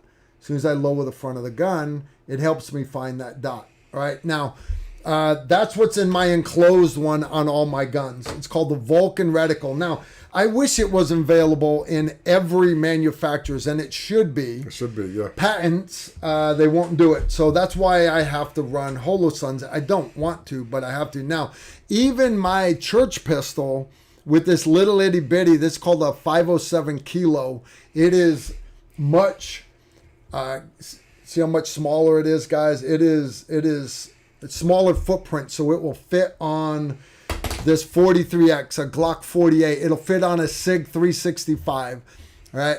But the cool part is when you line up that reticle in there, see how easy it is? If you lose your dot, literally just move it around. And having that big circle, guys, it is badass. I can't see through my hand right now, so I'm trying to help you guys out. Yeah. But so as far as which reticle which optic do I recommend to you? Honest, the reticle this is the reticle I recommend to everybody. Wick has got it in his, Randy's got it in his, Emery's got it in his. We got to get one for Steve because he's still running irons. Everybody on the TR team that runs optics, I've got them all to switch to the Vulcans. You know what? The military wants to switch to the Vulcan reticle. You know why they can't do it? A lot of them do it, but they spend their own money on it. They have to have an optic that's made in America. And Holosun obviously made by the Chinese. So I'm not allowed to talk about it, but there's rumors that the Vulcan reticle will be in an optic that's American made soon. So more to follow on that. Good stuff indeed. All right, I'm trying to get caught up, guys. I apologize. CCW, recommend. All right, Seth 2s. If I put an 18-inch barrel setup on a lower that was sold as a 10.5, would I need to rebuffer for optimal performance? Honest, possibly, but maybe not. The truth is there are different weight buffers. There are different weight buffer springs. Steve will tell you too, but something I will throw out there right away, that when guys build their own setups, that guys like to mix and match parts, and but the reality is if your shit's not running, I know 3-gun guys that will punch the roll pin on their buffer and take the weights out of it so the gun will cycle faster, so they're not outrunning their triggers. You can imagine how fast you got to be to outrun a fucking trigger, right? Anyways, whatever. But I will say changing buffers solves problems on certain guns that are having problems. When we were running the Mark 12 SPR program, and we had switched over to the Mark 262 77 grain ammo, we did a review of buffers as part of the Mark 12 program and the SOP mod program for the M4A1. We looked at a lot of different buffers, lighter buffers, heavier buffers. We had a lot of hydraulic buffers. We had buffers with different weights in it, but the hydraulic buffer actually had on the front face of the buffer, it was a piston. And you could just actually push it in and out. And a lot of guys that still run them, And we ran those, and one of the things we found out that... I hear Jason Dillon's in the chat. Jason, if you're watching, hey, brother. What's up, brother? Sorry, didn't mean to interrupt. No, that's okay. You're an interrupting kind of guy. We just went through so many different things, and sometimes you go down that rabbit hole and you spend more time trying to figure that out than going back to what was original. And that's one of the reasons why on the Mark 12, if you notice, we run a longer gas tube than on the M4A1. And we didn't go as far as the M16 to A2.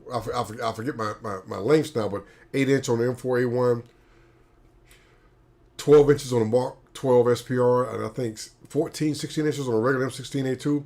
Well, when Eugene Stoner designed the M16A2 system, A1, A2, and I talked to him about this. I actually got a chance to sit down and talk with him many times, a couple times. Yeah, I was at That's awesome. Not only at the SHOT Show. I would love to have met him. I sat with him and Kalashnikov one time. No shit. Yeah, I was over in Germany at the what's the name of that show they have?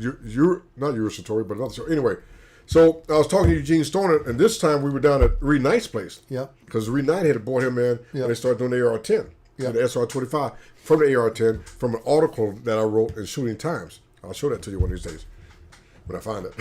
But so he made it so simple. Eugene Stoner said, I based that on when they say this is the cartridge you're going to use, from the 220 triple deuce Magnum to the 223. The dwell time in front of that gas port is so important. People don't understand that. That gas goes up through the gas block, and starts down the gas tube.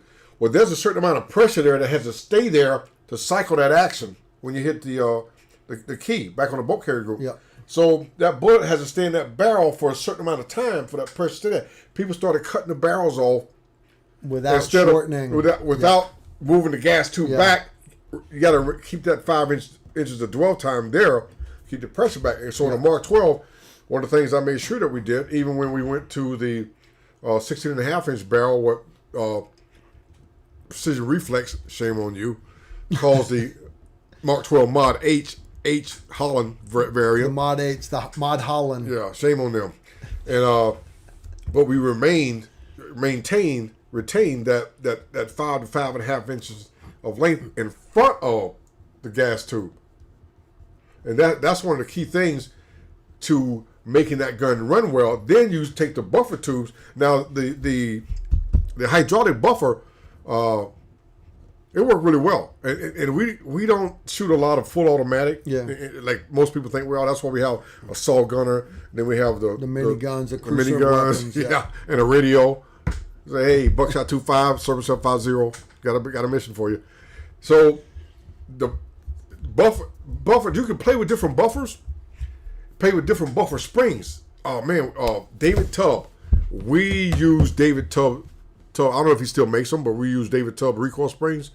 They were the best recoil springs out there at the time. I don't know what they are now. I know one company had flat springs instead of coiled. Yeah. And those work really well. You have to just try something and play with it. I mean, it can get expensive, if you're not doing it on a program like we're doing it with the program. But you'll find a sweet spot, and almost anything. And a lot of the questions when you guys ask us, it's all trial and error. If you have time to try it and you got the pockets, just reach out there, do your research on that search engine called Google, and take your time. It'll work out. Next one is from Matthew Dion. Hello, Carl and Steve. Would you get a second AR in 5.56 before getting a 308 6.5? Thanks and God bless. Yeah, actually, I would, because you need to have a spare. Like, right? One is none, two is one. Okay. That way, you're not having to have two big stockpiles of ammo. All right. Now, my third one, I would go 308. Don't get me wrong, 6.5 is flatter shooting and everything for accuracy, but there's just so much you can do with a 308. All right. Really, subsonic 308, armor piercing 308. That's all already out there. You literally can go to any gun show and pick up armor piercing 308. Tracer 308, armor piercing incendiary 308, match 308, ball 308. You can get accelerator 308. Sure. You can get DPU rounds. There's all kinds of crazy 308 out there. So for the guys that say, well, no, I'm going with 6.5 because that's my long range gun. Okay, but again, I'm bigger on practicality. Don't get me wrong. I have 6.5. I have a 6.5 gun. It's awesome. But for extreme accuracy, why? I'll just use my 338 Lapua. Yeah. 300 Norma, and you guys have heard me talk about gotta have a spare 308 and the practicality of 308 and ammunition availability. Let's do it. I was never a 9mm fan. I run 9 mils now. I love 45 ACP. I love 10 mil. But practicality, I like the 9 mil because of ammo availability. All right, we're going to do a giveaway. We're going to do it at 9 o'clock. So you guys have got 14 minutes. All right. Now 308 is, again, Carl just ran you down a list of ammo that you can get that you can't get for 5.56. You can't get in 6.5. Yeah. I always look at 308 as a stop and engine block kind of setup. I can use 5.56. Let me do the giveaway real quick, and then you can go down the rabbit hole all you want. Go ahead. They asked me to interrupt you. They said, interrupt Steve. We want a giveaway. How dare they? All right. I know it. They're rude, dude. They are rude. All right, giveaway tonight is a Arctic 16-ounce travel mug. All right. Nice, dude. It's navy blue. Kind of sexy. Now, it doesn't have a logo on it because I know some of you guys are not logo people. So it comes with a tactical rifleman patch you can put on it, or you can leave it off. Up to you, your choice. I'm not just doing advertisement. I'm giving away a no shit good Arctic 16-ounce travel cup. Notice it fits in your cup holders for in your vehicles and stuff. For you guys that are driving a Jeep, and for that one guy that's driving the Bentley, it fits in your cup holder. So here's the deal. It's not TR. All right, tonight you're going to put the word Jason. Jason, Jason. Jason, why? Because my buddy Jason Phelan, I was told Jason is in the chat room tonight. So the word Jason, because Jason is awesome. Jason, if you're watching, dude, you can't win the giveaway tonight. But you can, I'm inviting Jason to come up. We'd love to have Jason here on a live stream. You met Jason down there at Patreon. Yeah. Jason's good people, guys. There we go. I got people saying Jason already. You're allowed to enter up to 3 times before your name gets booted out by the computer. So there we go. That's cool. Arctic 16-ounce navy blue. I guess it's seal blue travel cup. ArcticOutdoors.com. The color even says navy on it. Man, that thing is pretty. Man, I gotta give away all the good stuff. Anyways, it's decent, guys, and I didn't put the sticker on it. You have a choice. The sticker's already in there. You watched me put it in there. So you can rock it with the TR logo. I think that would be awesome. It would look awesome. Remember, when you put on a TR sticker, you want it on the side, so when you're drinking, that matters if you're left-handed or right-handed, right? So you make sure you put your logo on the right side. Here's another thing for all you guys that take, you come take tactical rifleman classes. You know, we always give out stickers. You also get a T-shirt. If you take Combat Pistol 101, you get a Pistol 101 shirt, and then the next day you come for Pistol Carbine, you get a Pistol Carbine shirt. I got guys out there that have got a lot of TR shirts, but you also get a sticker. You get one of these patches. Swag. It's swag. Here's what I think is so awesome is you guys send me pictures of your stickers on some of the most awesome places. The back of a cop car in Prague. On the rear fender of a T-72 tank in Syria. Yeah, I've got pictures of TR stickers on aluminum light poles in Ukraine. I think that's awesome, right? So share the love, and because some of you guys, like Rambling Man, has taken, I want to say like 12 or 14 TR classes. He is the only guy besides me that has made all 4 Patreon courses. We run our Patreon course once a year. Me and Rambling Man, we have been to all 4 of them. Emery's made it to 3. We'll see you back in a minute, Steve. Nice. So anyways, it's kind of cool. So good stuff indeed. Good stuff. I hope you guys win. Again, if you just showed up, 1, you're late. 2, we are doing our giveaway of the Arctic 16-ounce travel mug. It does have a Tactical Rifleman sticker on it. I didn't put the sticker on it yet because I didn't know if you were left-handed or right-handed. That shit matters. It matters.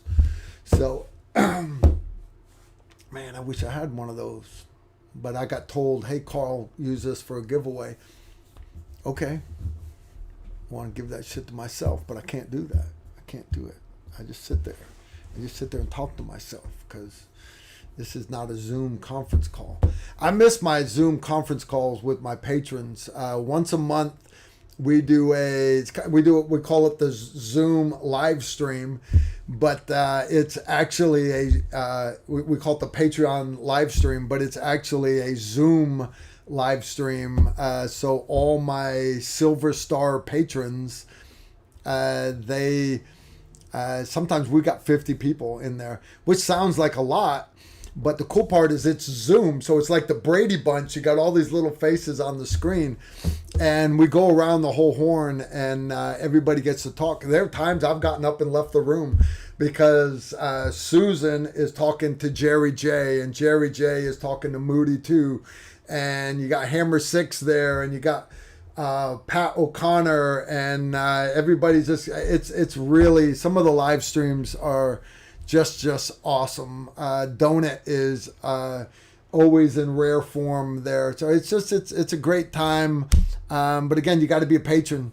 Got to be a patron to do it, guys. Got to be a patron. And it's always a good time. Always a good time. While we're waiting on this, guys,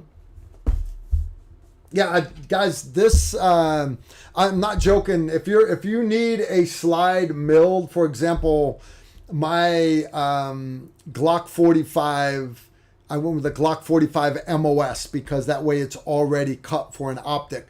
But this Glock 43 did not come cut for an optic. I have a Glock 19 that did not come cut for an optic. It's old Gen 3.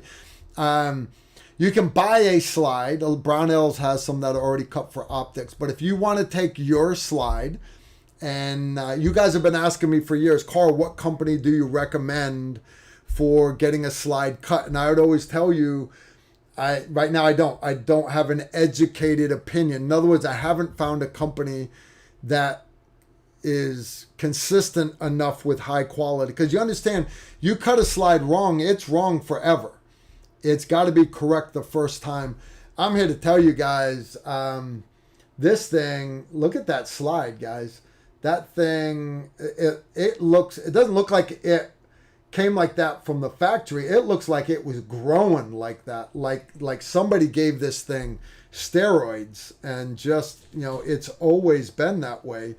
And it's just totally badass. They add the serrations up front here and lighten the slide without putting holes. And it is cut so perfect. You see the little curve on the front here? See the little curve down here? Guys, that curve down bottom right there is literally, you tell them what optic you're going to put on it, and they match that thing. I guarantee you I could shoot this thing without the 2 screws in it, and the optic probably would not fly off. That's how tight it is. They did a great job. So anyways, the name of the company is Danger Close Armament. I'm sorry I don't have a promo code. I can't tell you you asked me what you asked me you asked me to find your company. If I tell you guys I did. Danger Close Armament, they are badass. And just you've got to tell them what optic you're putting on it, because they're going to make it perfect for you guys. All right, guys, we got a couple more minutes, don't we? A couple more minutes before we draw. So we're still back to 7.62 .308 Winchester again. Ammunition availability, and we talk about survival situations, with the worst case scenario being the EMP, the nuke, and all this other stuff, the collapse of society, zombie apocalypse, that kind of thing. 6.5. I'm a 6.5, kind of like a 6.5 fan. I do have a 6.5 rifle. I haven't shot it. I really don't have a need to. Guys, I've outgrown that whole, shoot everything that comes out, the next latest and greatest hotness, And I look at ammo availability. I'm a 45 ACP fan, but I shoot 9mm. Why? 9mm is available and it's less expensive. Mm-hmm. Last week I showed you the AR carbine upper setup that matches my 5.56 and 6.8 upper, but it's in 22 long rifle. Why? Ammo availability, inexpensive. I can train without spending a lot of money. 22 don't lie. 22 don't lie. If you can't shoot, 22 will tell you. Okay? And it's called described all the different ammunition that's available for 308 Winchester 7.62 NATO. It's incredible. My favorite round, I will always say this, Hornady tap, 155 grain. I tap that ass. Like 155. I like the 110 tap. 110 tap. No. See, you tapping with the 110 like that. I'm tapping with the 155. Bigger, longer, stronger. Stays around a long time. But I'm telling you that, and not saying that all you BC guys, it's like when I designed a 6.8, everybody's like, well, you got to have a 6.5 SPC, you got to have a 6mm SPC or 6mm ARC. That's all paper shooters, target shooters. We're talking about combat people. I'm talking about ventilating some motherfuckers. Some MOs, some mofos. I didn't say it. It was close. I'm talking about pure ventilation. You know, we was talking about that sucking chest wound. I'm going to give him a sucking crater. That F-bomb count is still at 0. Hey, Kelsey Dotson just threw out, hey, Carl, I was wondering if you have decided yet what will take the place of Operation Valkyrie. It's still in the drawing boards. So full disclosure, February, you'll notice you can't sign up for it online, because in 2023 we are not doing Operation Valkyrie. And if you don't know what I'm talking about, the plaque right here behind me, Operation Valkyrie, the one, it's actually on my shirt right now, Operation Valkyrie. And then there are 2 more, one right here and one more over here. The deal is we change the mission every 3 years, so guys like Jerry J and Pat O'Connor and the other guys that have done it, so they can come back and do it again. The problem though is it takes a year to put it together, and then you've got to rehearse it, and then there's a lot of stuff backs up, because I have to make it safe and understand if I'm putting people in kayaks or in bass boats or wearing fins crossing the Mississippi River in February. I've got to watch barges and hypothermia, and you understand there's a lot of safety that goes into this. So there will not be an Operation Valkyrie. There will not be Operation. I'm trying to keep Acre off your That's why you didn't hear about Steve in Operation Valkyrie. The moment he said February in water, ain't gonna happen. Brother, I'll be on the other side. with a big white man fire going. Said, "Yeah, swim hard, fit hard. It's hot over here." Get my ass in the damn water in February. Oh, sure, man. Guys, I got another video I'm working on, but again, I had to test this stuff out. Have you guys ever heard of Vulcan Armament? When I first heard them, I was like, "There's a gun company, right? It's gonna be like 20 millimeter. Remember the old 20 millimeter Vulcan? Yeah. Think vulcanized rubber. This is a waterproof pistol case, but they make a rifle case also. Even the zipper. Look how tight that zipper is, dude. You got to actually put silicone on the zipper. That's what I told her. Look at tight. Steve. Somebody help me.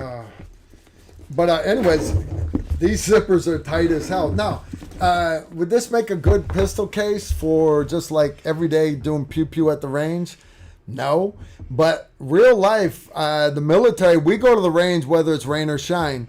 The military and law enforcement, you go to the range whether it's rain or shine. If you are a SEAL or a maritime guy, or you're one of the Border Patrol guys running the Rio Grande in a Zodiac, or you're one of my Coast Guard guys, you guys need stuff that's waterproof. And my guys that you live out at Fort Lewis, Washington, and it rains every day. You need stuff that's waterproof. So far, the only issue I've had with this is I was out. It was actually the big rifle case. I'm getting rained on, cats and dogs. I looked like a wet kitten, but I got done and I put my rifle away in this case. It zipped up. I put it in the truck and I just went about doing whatever, and it held all the water that was on the gun. It held on the inside. I was about to say you got to dry it off. You got to dry. When you get back to the hooch, you better unzip it, open it, and let it evaporate. I'm not saying you got to wipe everything down. God knows I don't clean my guns enough. But all right, we're there already, Steve. What do you say we draw this thing? All right. All right. We don't even have to do that. We have a winner here. Let me check with my mods. All right. She told me who the winner is. All right. The winner of the mug and sticker is. Give me a drum roll. The winner of the mug with Tactical Rifleman sticker is Larry Roberts. Larry Roberts, congratulations, Larry. Whoop, whoop. All right, Larry Roberts, you're the winner. Here's the deal. They'll put it down in the chat room there for you. But basically what I need you to do, Larry Roberts, is go to your YouTube homepage, take a picture of your avatar so we know it's actually you and not Ray Craddock posing like you. All right? Take a picture of your avatar and email it to tacticalrifleman1@gmail.com. That is tacticalrifleman1@gmail.com. Let me know that you won the travel mug with TR sticker, and give me your mailing address, and I'll have my son get out in the mail for you. All right. You understand, guys? If you get me the address, you actually do what you're supposed to do. I get the stuff out fairly quickly. We had an issue a couple years ago. We're not going to say who that was, but basically he wasn't mailing shit out for like 6 months and never told me.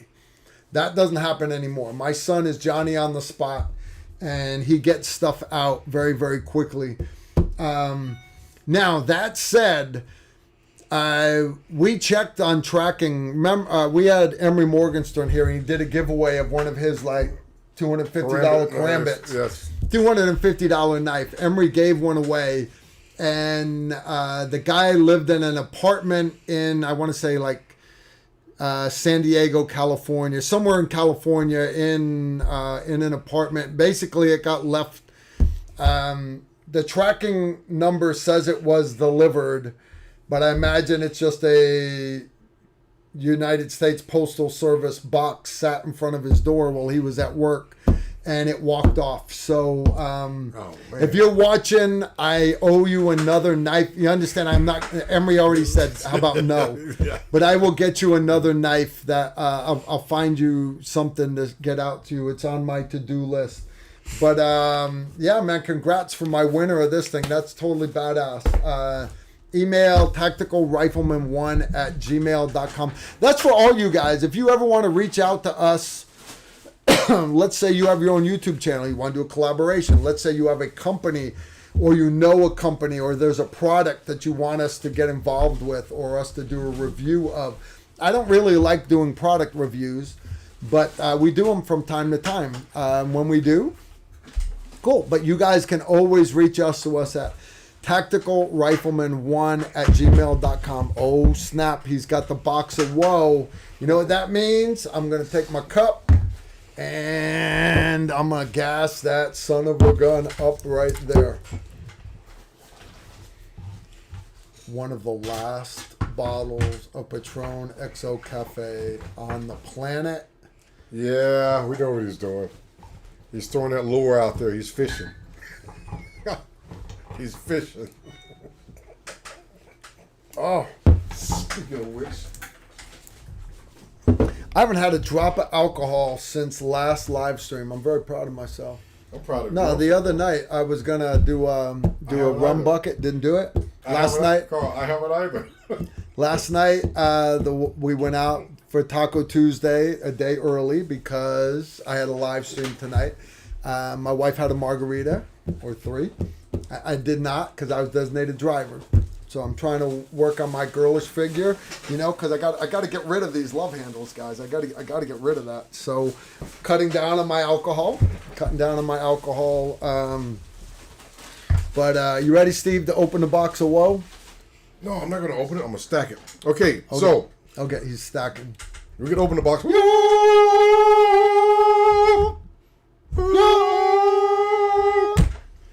Okay. What is this? That is a base pad. That is a recoil pad. Recoil pad. Okay. This is a shotgun recoil pad. It's by a company called Kick Ease. Okay. So, why do you need, or why are there companies in existence that make a really good, lucrative living on aftermarket recoil pads for shotguns? You know why? Because E equals MC squared. Mass times velocity. So you would think that the companies that make shotguns would have a decent recoil pad on their shotgun. Obviously they don't, because companies like Kick Ease and Pacmeyer and all the rest of them make millions a year selling aftermarket recoil pads. Why? Because E equals MC squared. Look at now, that thing. That is holy smokes, that Steve. is a 3.5-inch shotgun shell. Okay? Holy smokes. As compared to the mini shotgun shell. Okay? Wow. So, thanks to the ladies Pull it back at the... I'll lower it down a little for you. Thanks to the ladies at the Patreon course, where they helped me relearn something Thanks, that I already Moody. knew. I appreciate it. Thank you, ladies. Susan, Maria, Nicole, Mel, the other Maria, and the other, I don't remember her name. I didn't get her name. So, your standard 12 gauge 2 3/4-inch shotgun shell. Okay, most people, when they go buy a shotgun, for self-defense, home defense, whatever, they buy 2 3/4-inch shells, and most time it's double aught buck. Double aught okay? buck. And the first thing you hear about, I got me a booyah. Okay, there's a lot of booyah because E equals MC squared. Okay, so for every action, there's what? There's gonna bust your shoulder reaction. It's called recoil off of this booyah. Now this is buckshot. This is number 4 shot, I think. You can see it clearly. Yep. Inside there. Okay.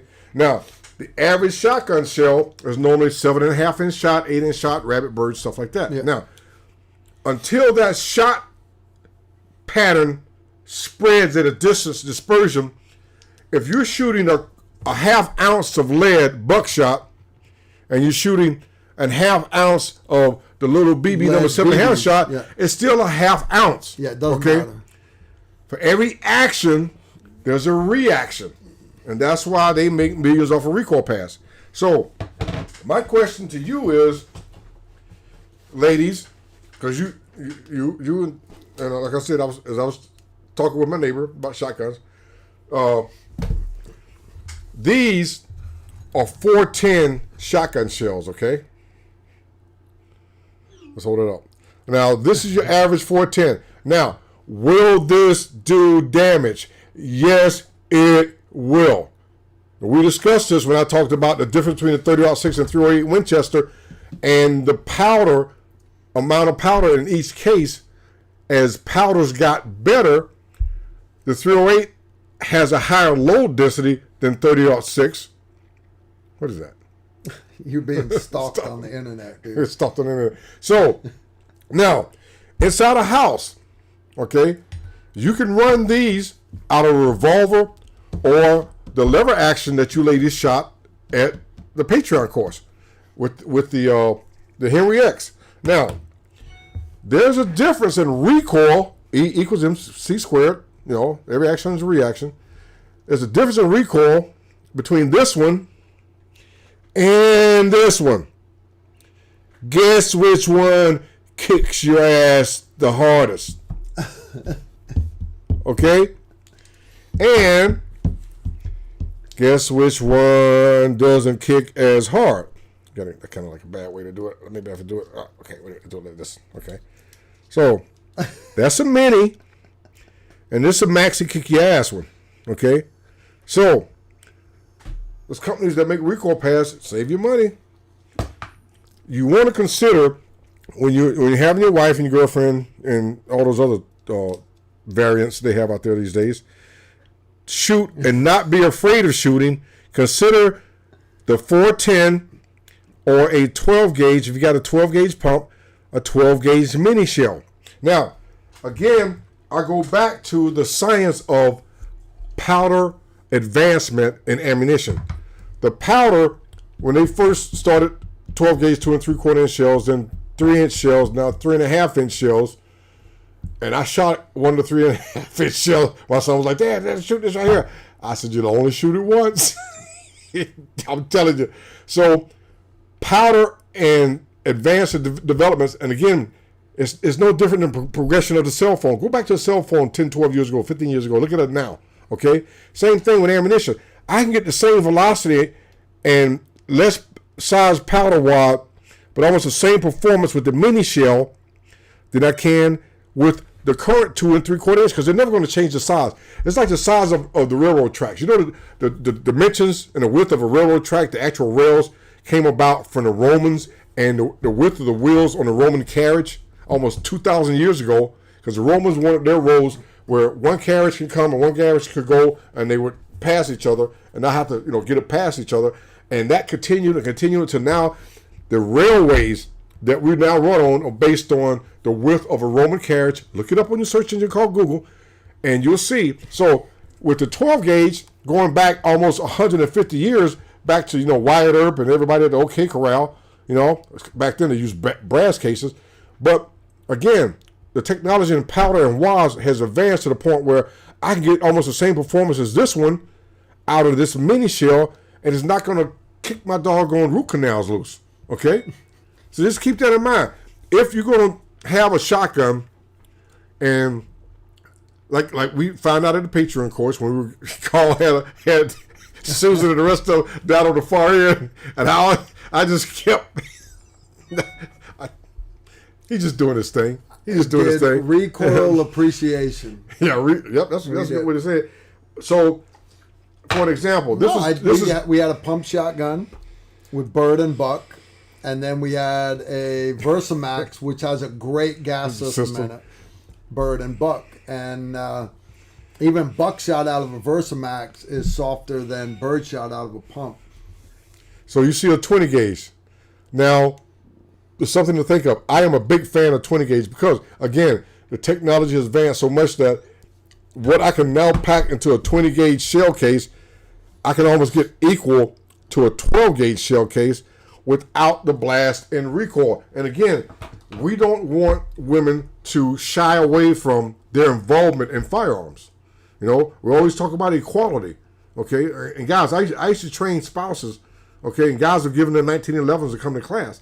That's not the way to inspire someone to get involved. Okay, I mean, grown men can't handle 1911s. Believe me, a lot of grown men, and I found a lot of police forces, law enforcement officers, can't handle that 12 gauge with that buckshot. No, I'm here to tell you.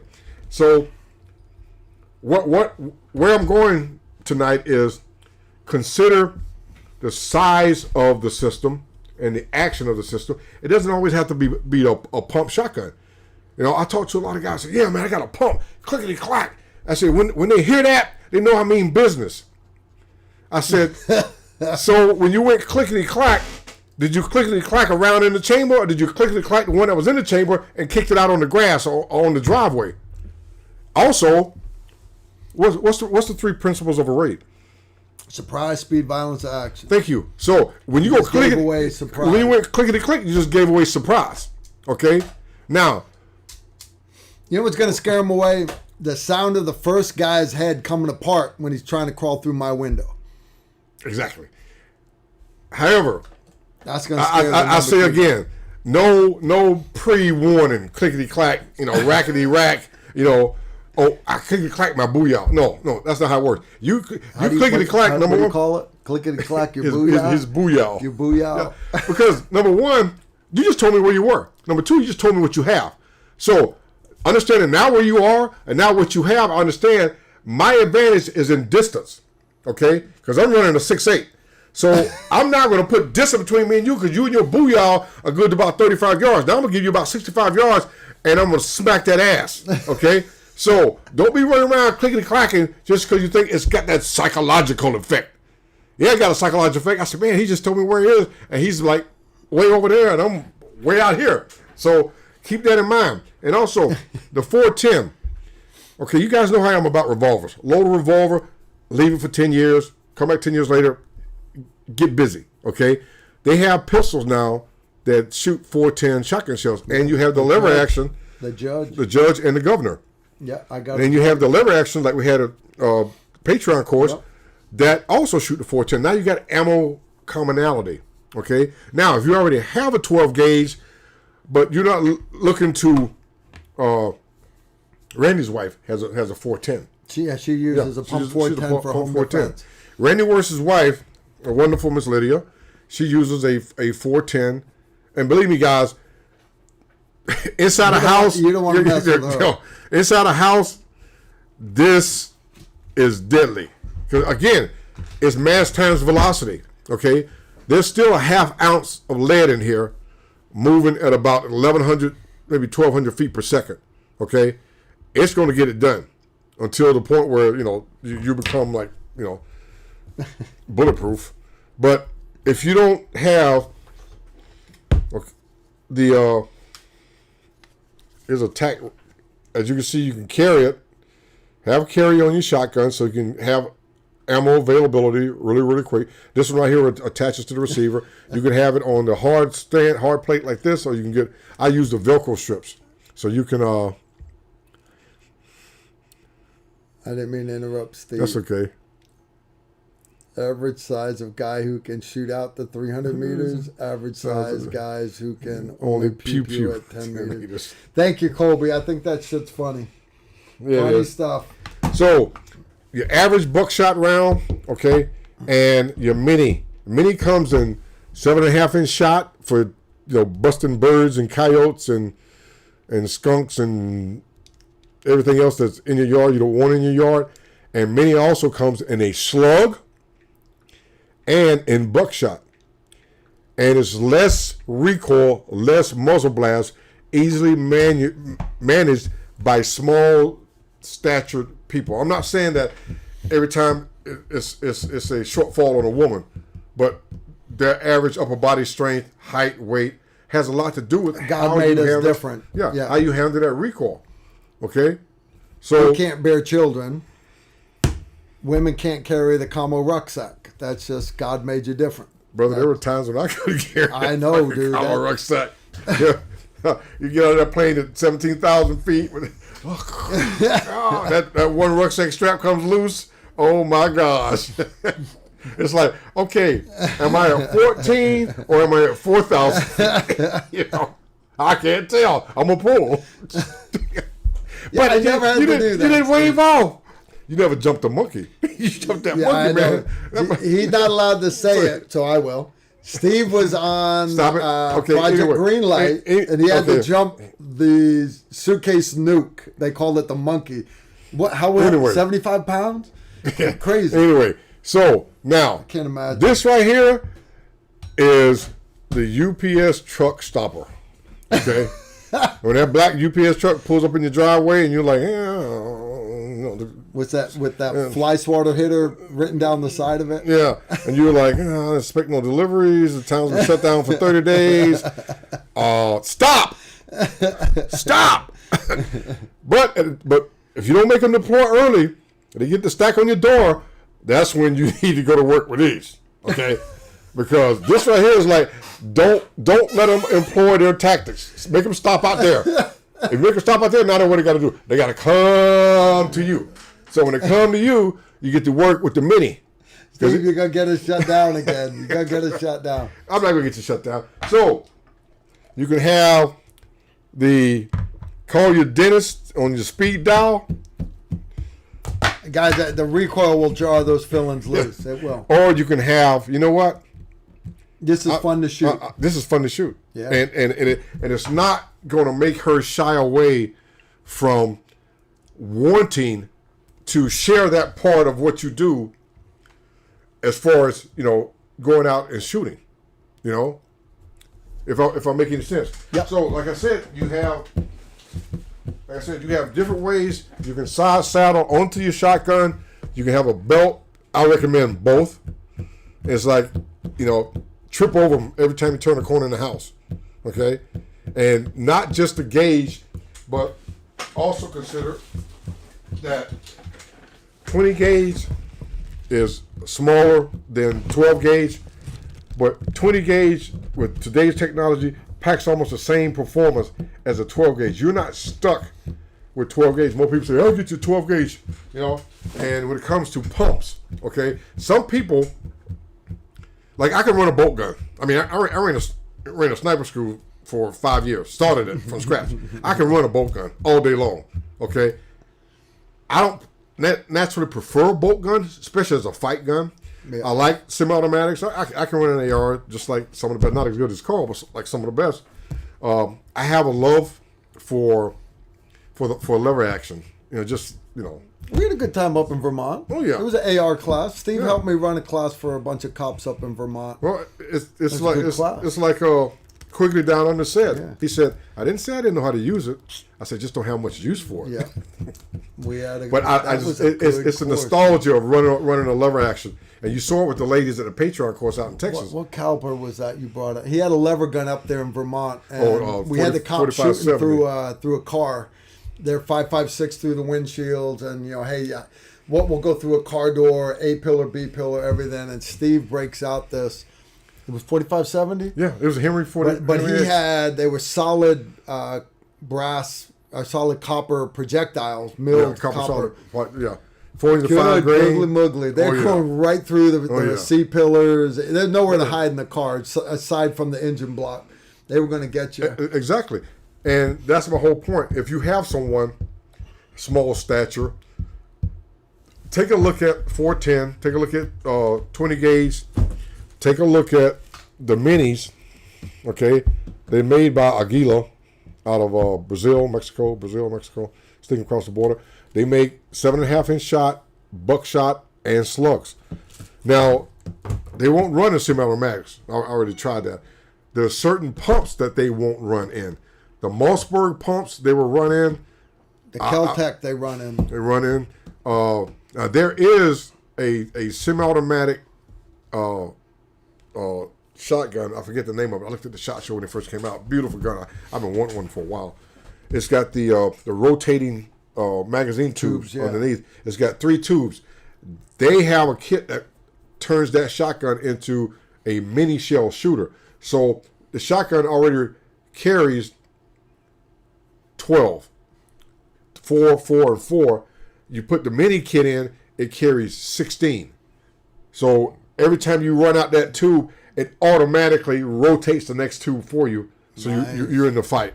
And A 16 shot 12 gauge. yeah. And it's got the aesthetics. short, yeah. Yeah, it's got the aesthetics of an M16. So if actual feels you're not making a transition from like what one of the viewers asked about earlier about the Monte Carlo stock on the SCR. So look into that, and don't say, here wife, here girlfriend, here. Let them play with a pump. Let them play with the lever action. Let them play with the double barrel. Let them play with the over and under and see what's more comfortable for them. And then try different gauges. Don't just step into a 12 gauge unless you plan on running mini shells. But look at the 20 gauge. I'm telling you guys. I mean, I run a Benelli M2. I would love to have a Benelli M2 in 20 gauge. That's not my kind of. my pockets are like, because I mean, I already have an M2 in 12 gauge. I mean, how do I justify M2 in 20 gauge? But I'm just saying, if I had a choice now, I would go 20 gauge because the technology and the ammunition design is so good now that 20 gauge, some loads outclasses a 12 gauge load. That gun is smaller, lighter, less recoil, less muzzle blast. And next time we talk about this, I'm going to talk about some of the new advanced shells, what we talked about with the third degree. I like to run turkey loads. If you guys, Turkey Storm is my favorite. Oh yeah. Third degree, it's got the tungsten. Me and Emery was on the show that night. You weren't here, and it's got the look like little flying saucers, look like little spheres with a little circle around it, like Saturn, Really? And they're tungsten. Oh shit. Remember when I sent you the video of my son shooting a target and knocked the steel off the rack? That was that tungsten load, and that's like the truck in your driveway ain't supposed to be there. It's like, stop right now. Okay, so like I say, make them deploy early. They ain't got no tactics coming across open ground. So, but keep that in mind. What works for you does not necessarily work for other people in your family. So just keep that in mind. Remember, 1 is none, 2 is 1, or 3, or 4, depending on. Gotta have spares.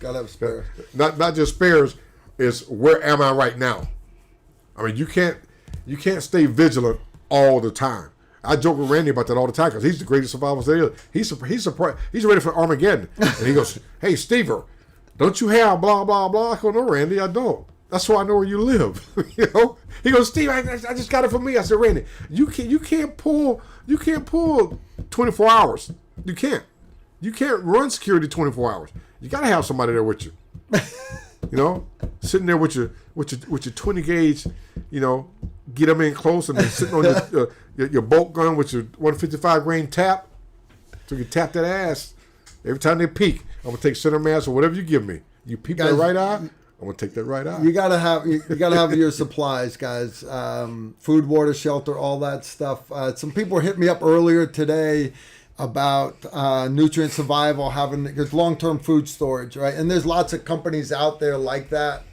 The reason why I like nutrient survival is because theirs isn't just empty calories. It's actually they add their 40 essential nutrients to it, so it's actually good for you. And it's not just that it's shelf stable for 25 years. The stuff is actually edible. And if I was in the military, it's what I'd be taking up on the mountain. So anyways, a couple of you guys were talking about it earlier. I actually did a post today on Instagram. If you guys want to check it out, just real quick little advertisement. But if you go there, use TR10, saves you 10%, nutrientsurvival.com. You buy whatever you want. I don't care. It's just that's the direction I'm going to point you because I sincerely buy their stuff. But one of the things I saw on their website, and I want to remind you guys that you put code when you check out, you use TR10 discount, but you can also put cookie in as a discount code, and it gets you a free number 10 can. That's the big cans of their survival cookies. Again, that's free with any size order. Place your order.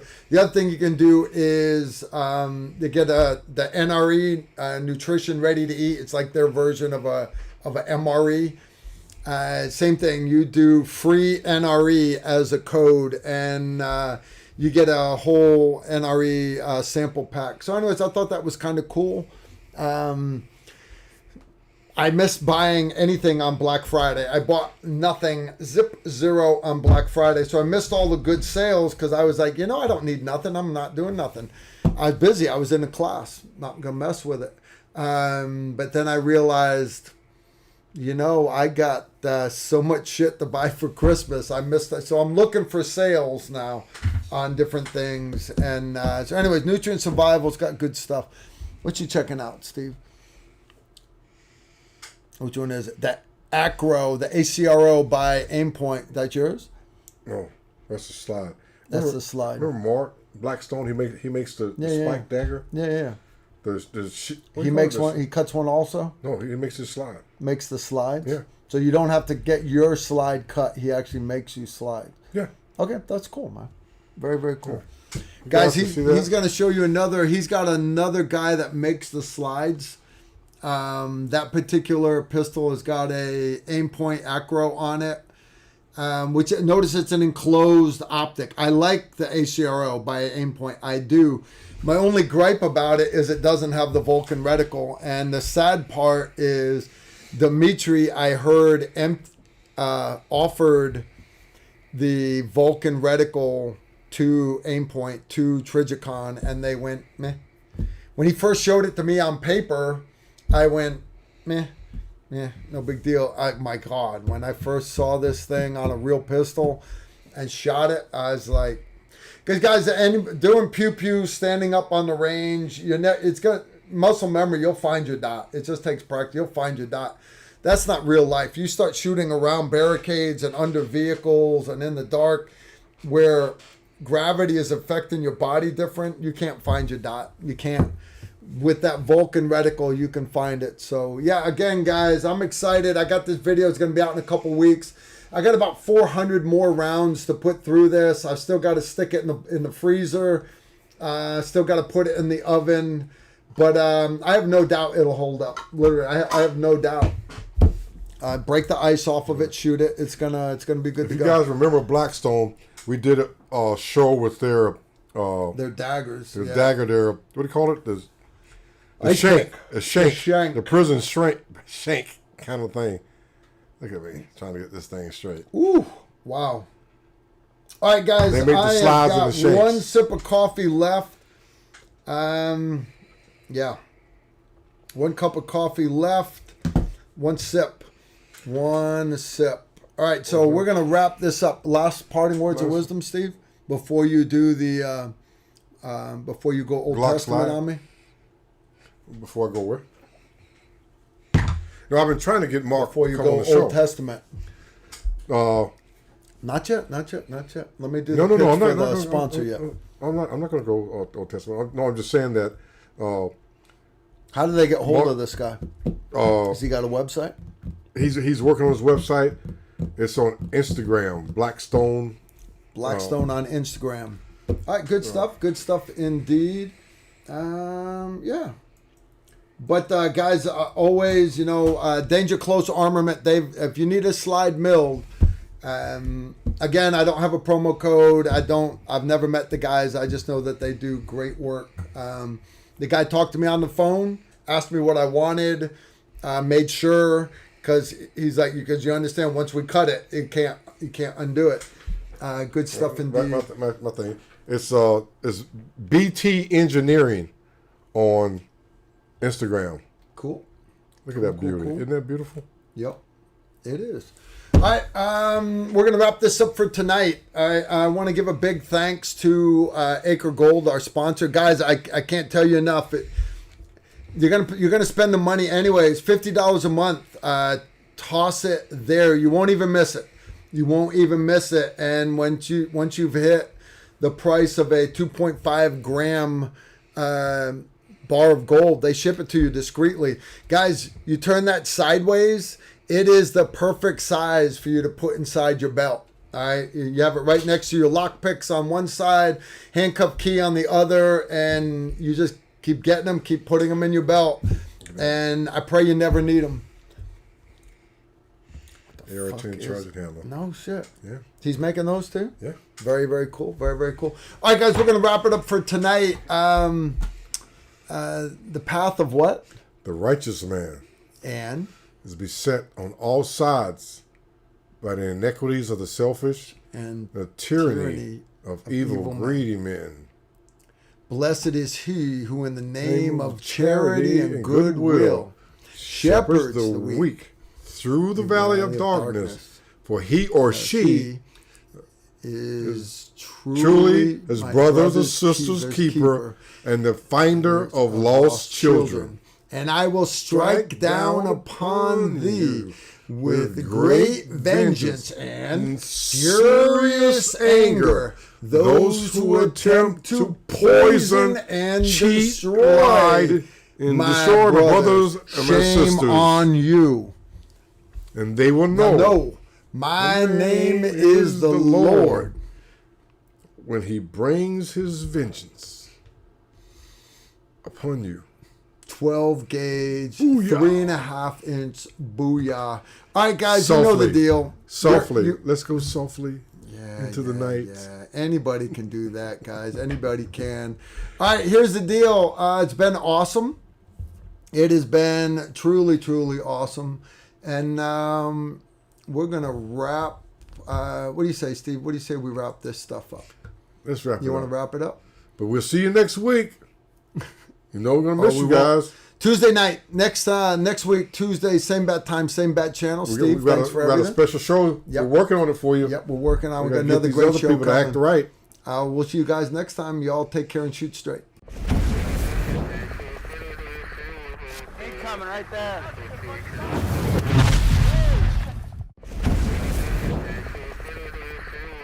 Incoming right there.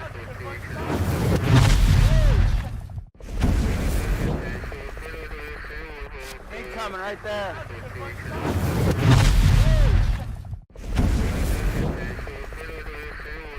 Incoming right there.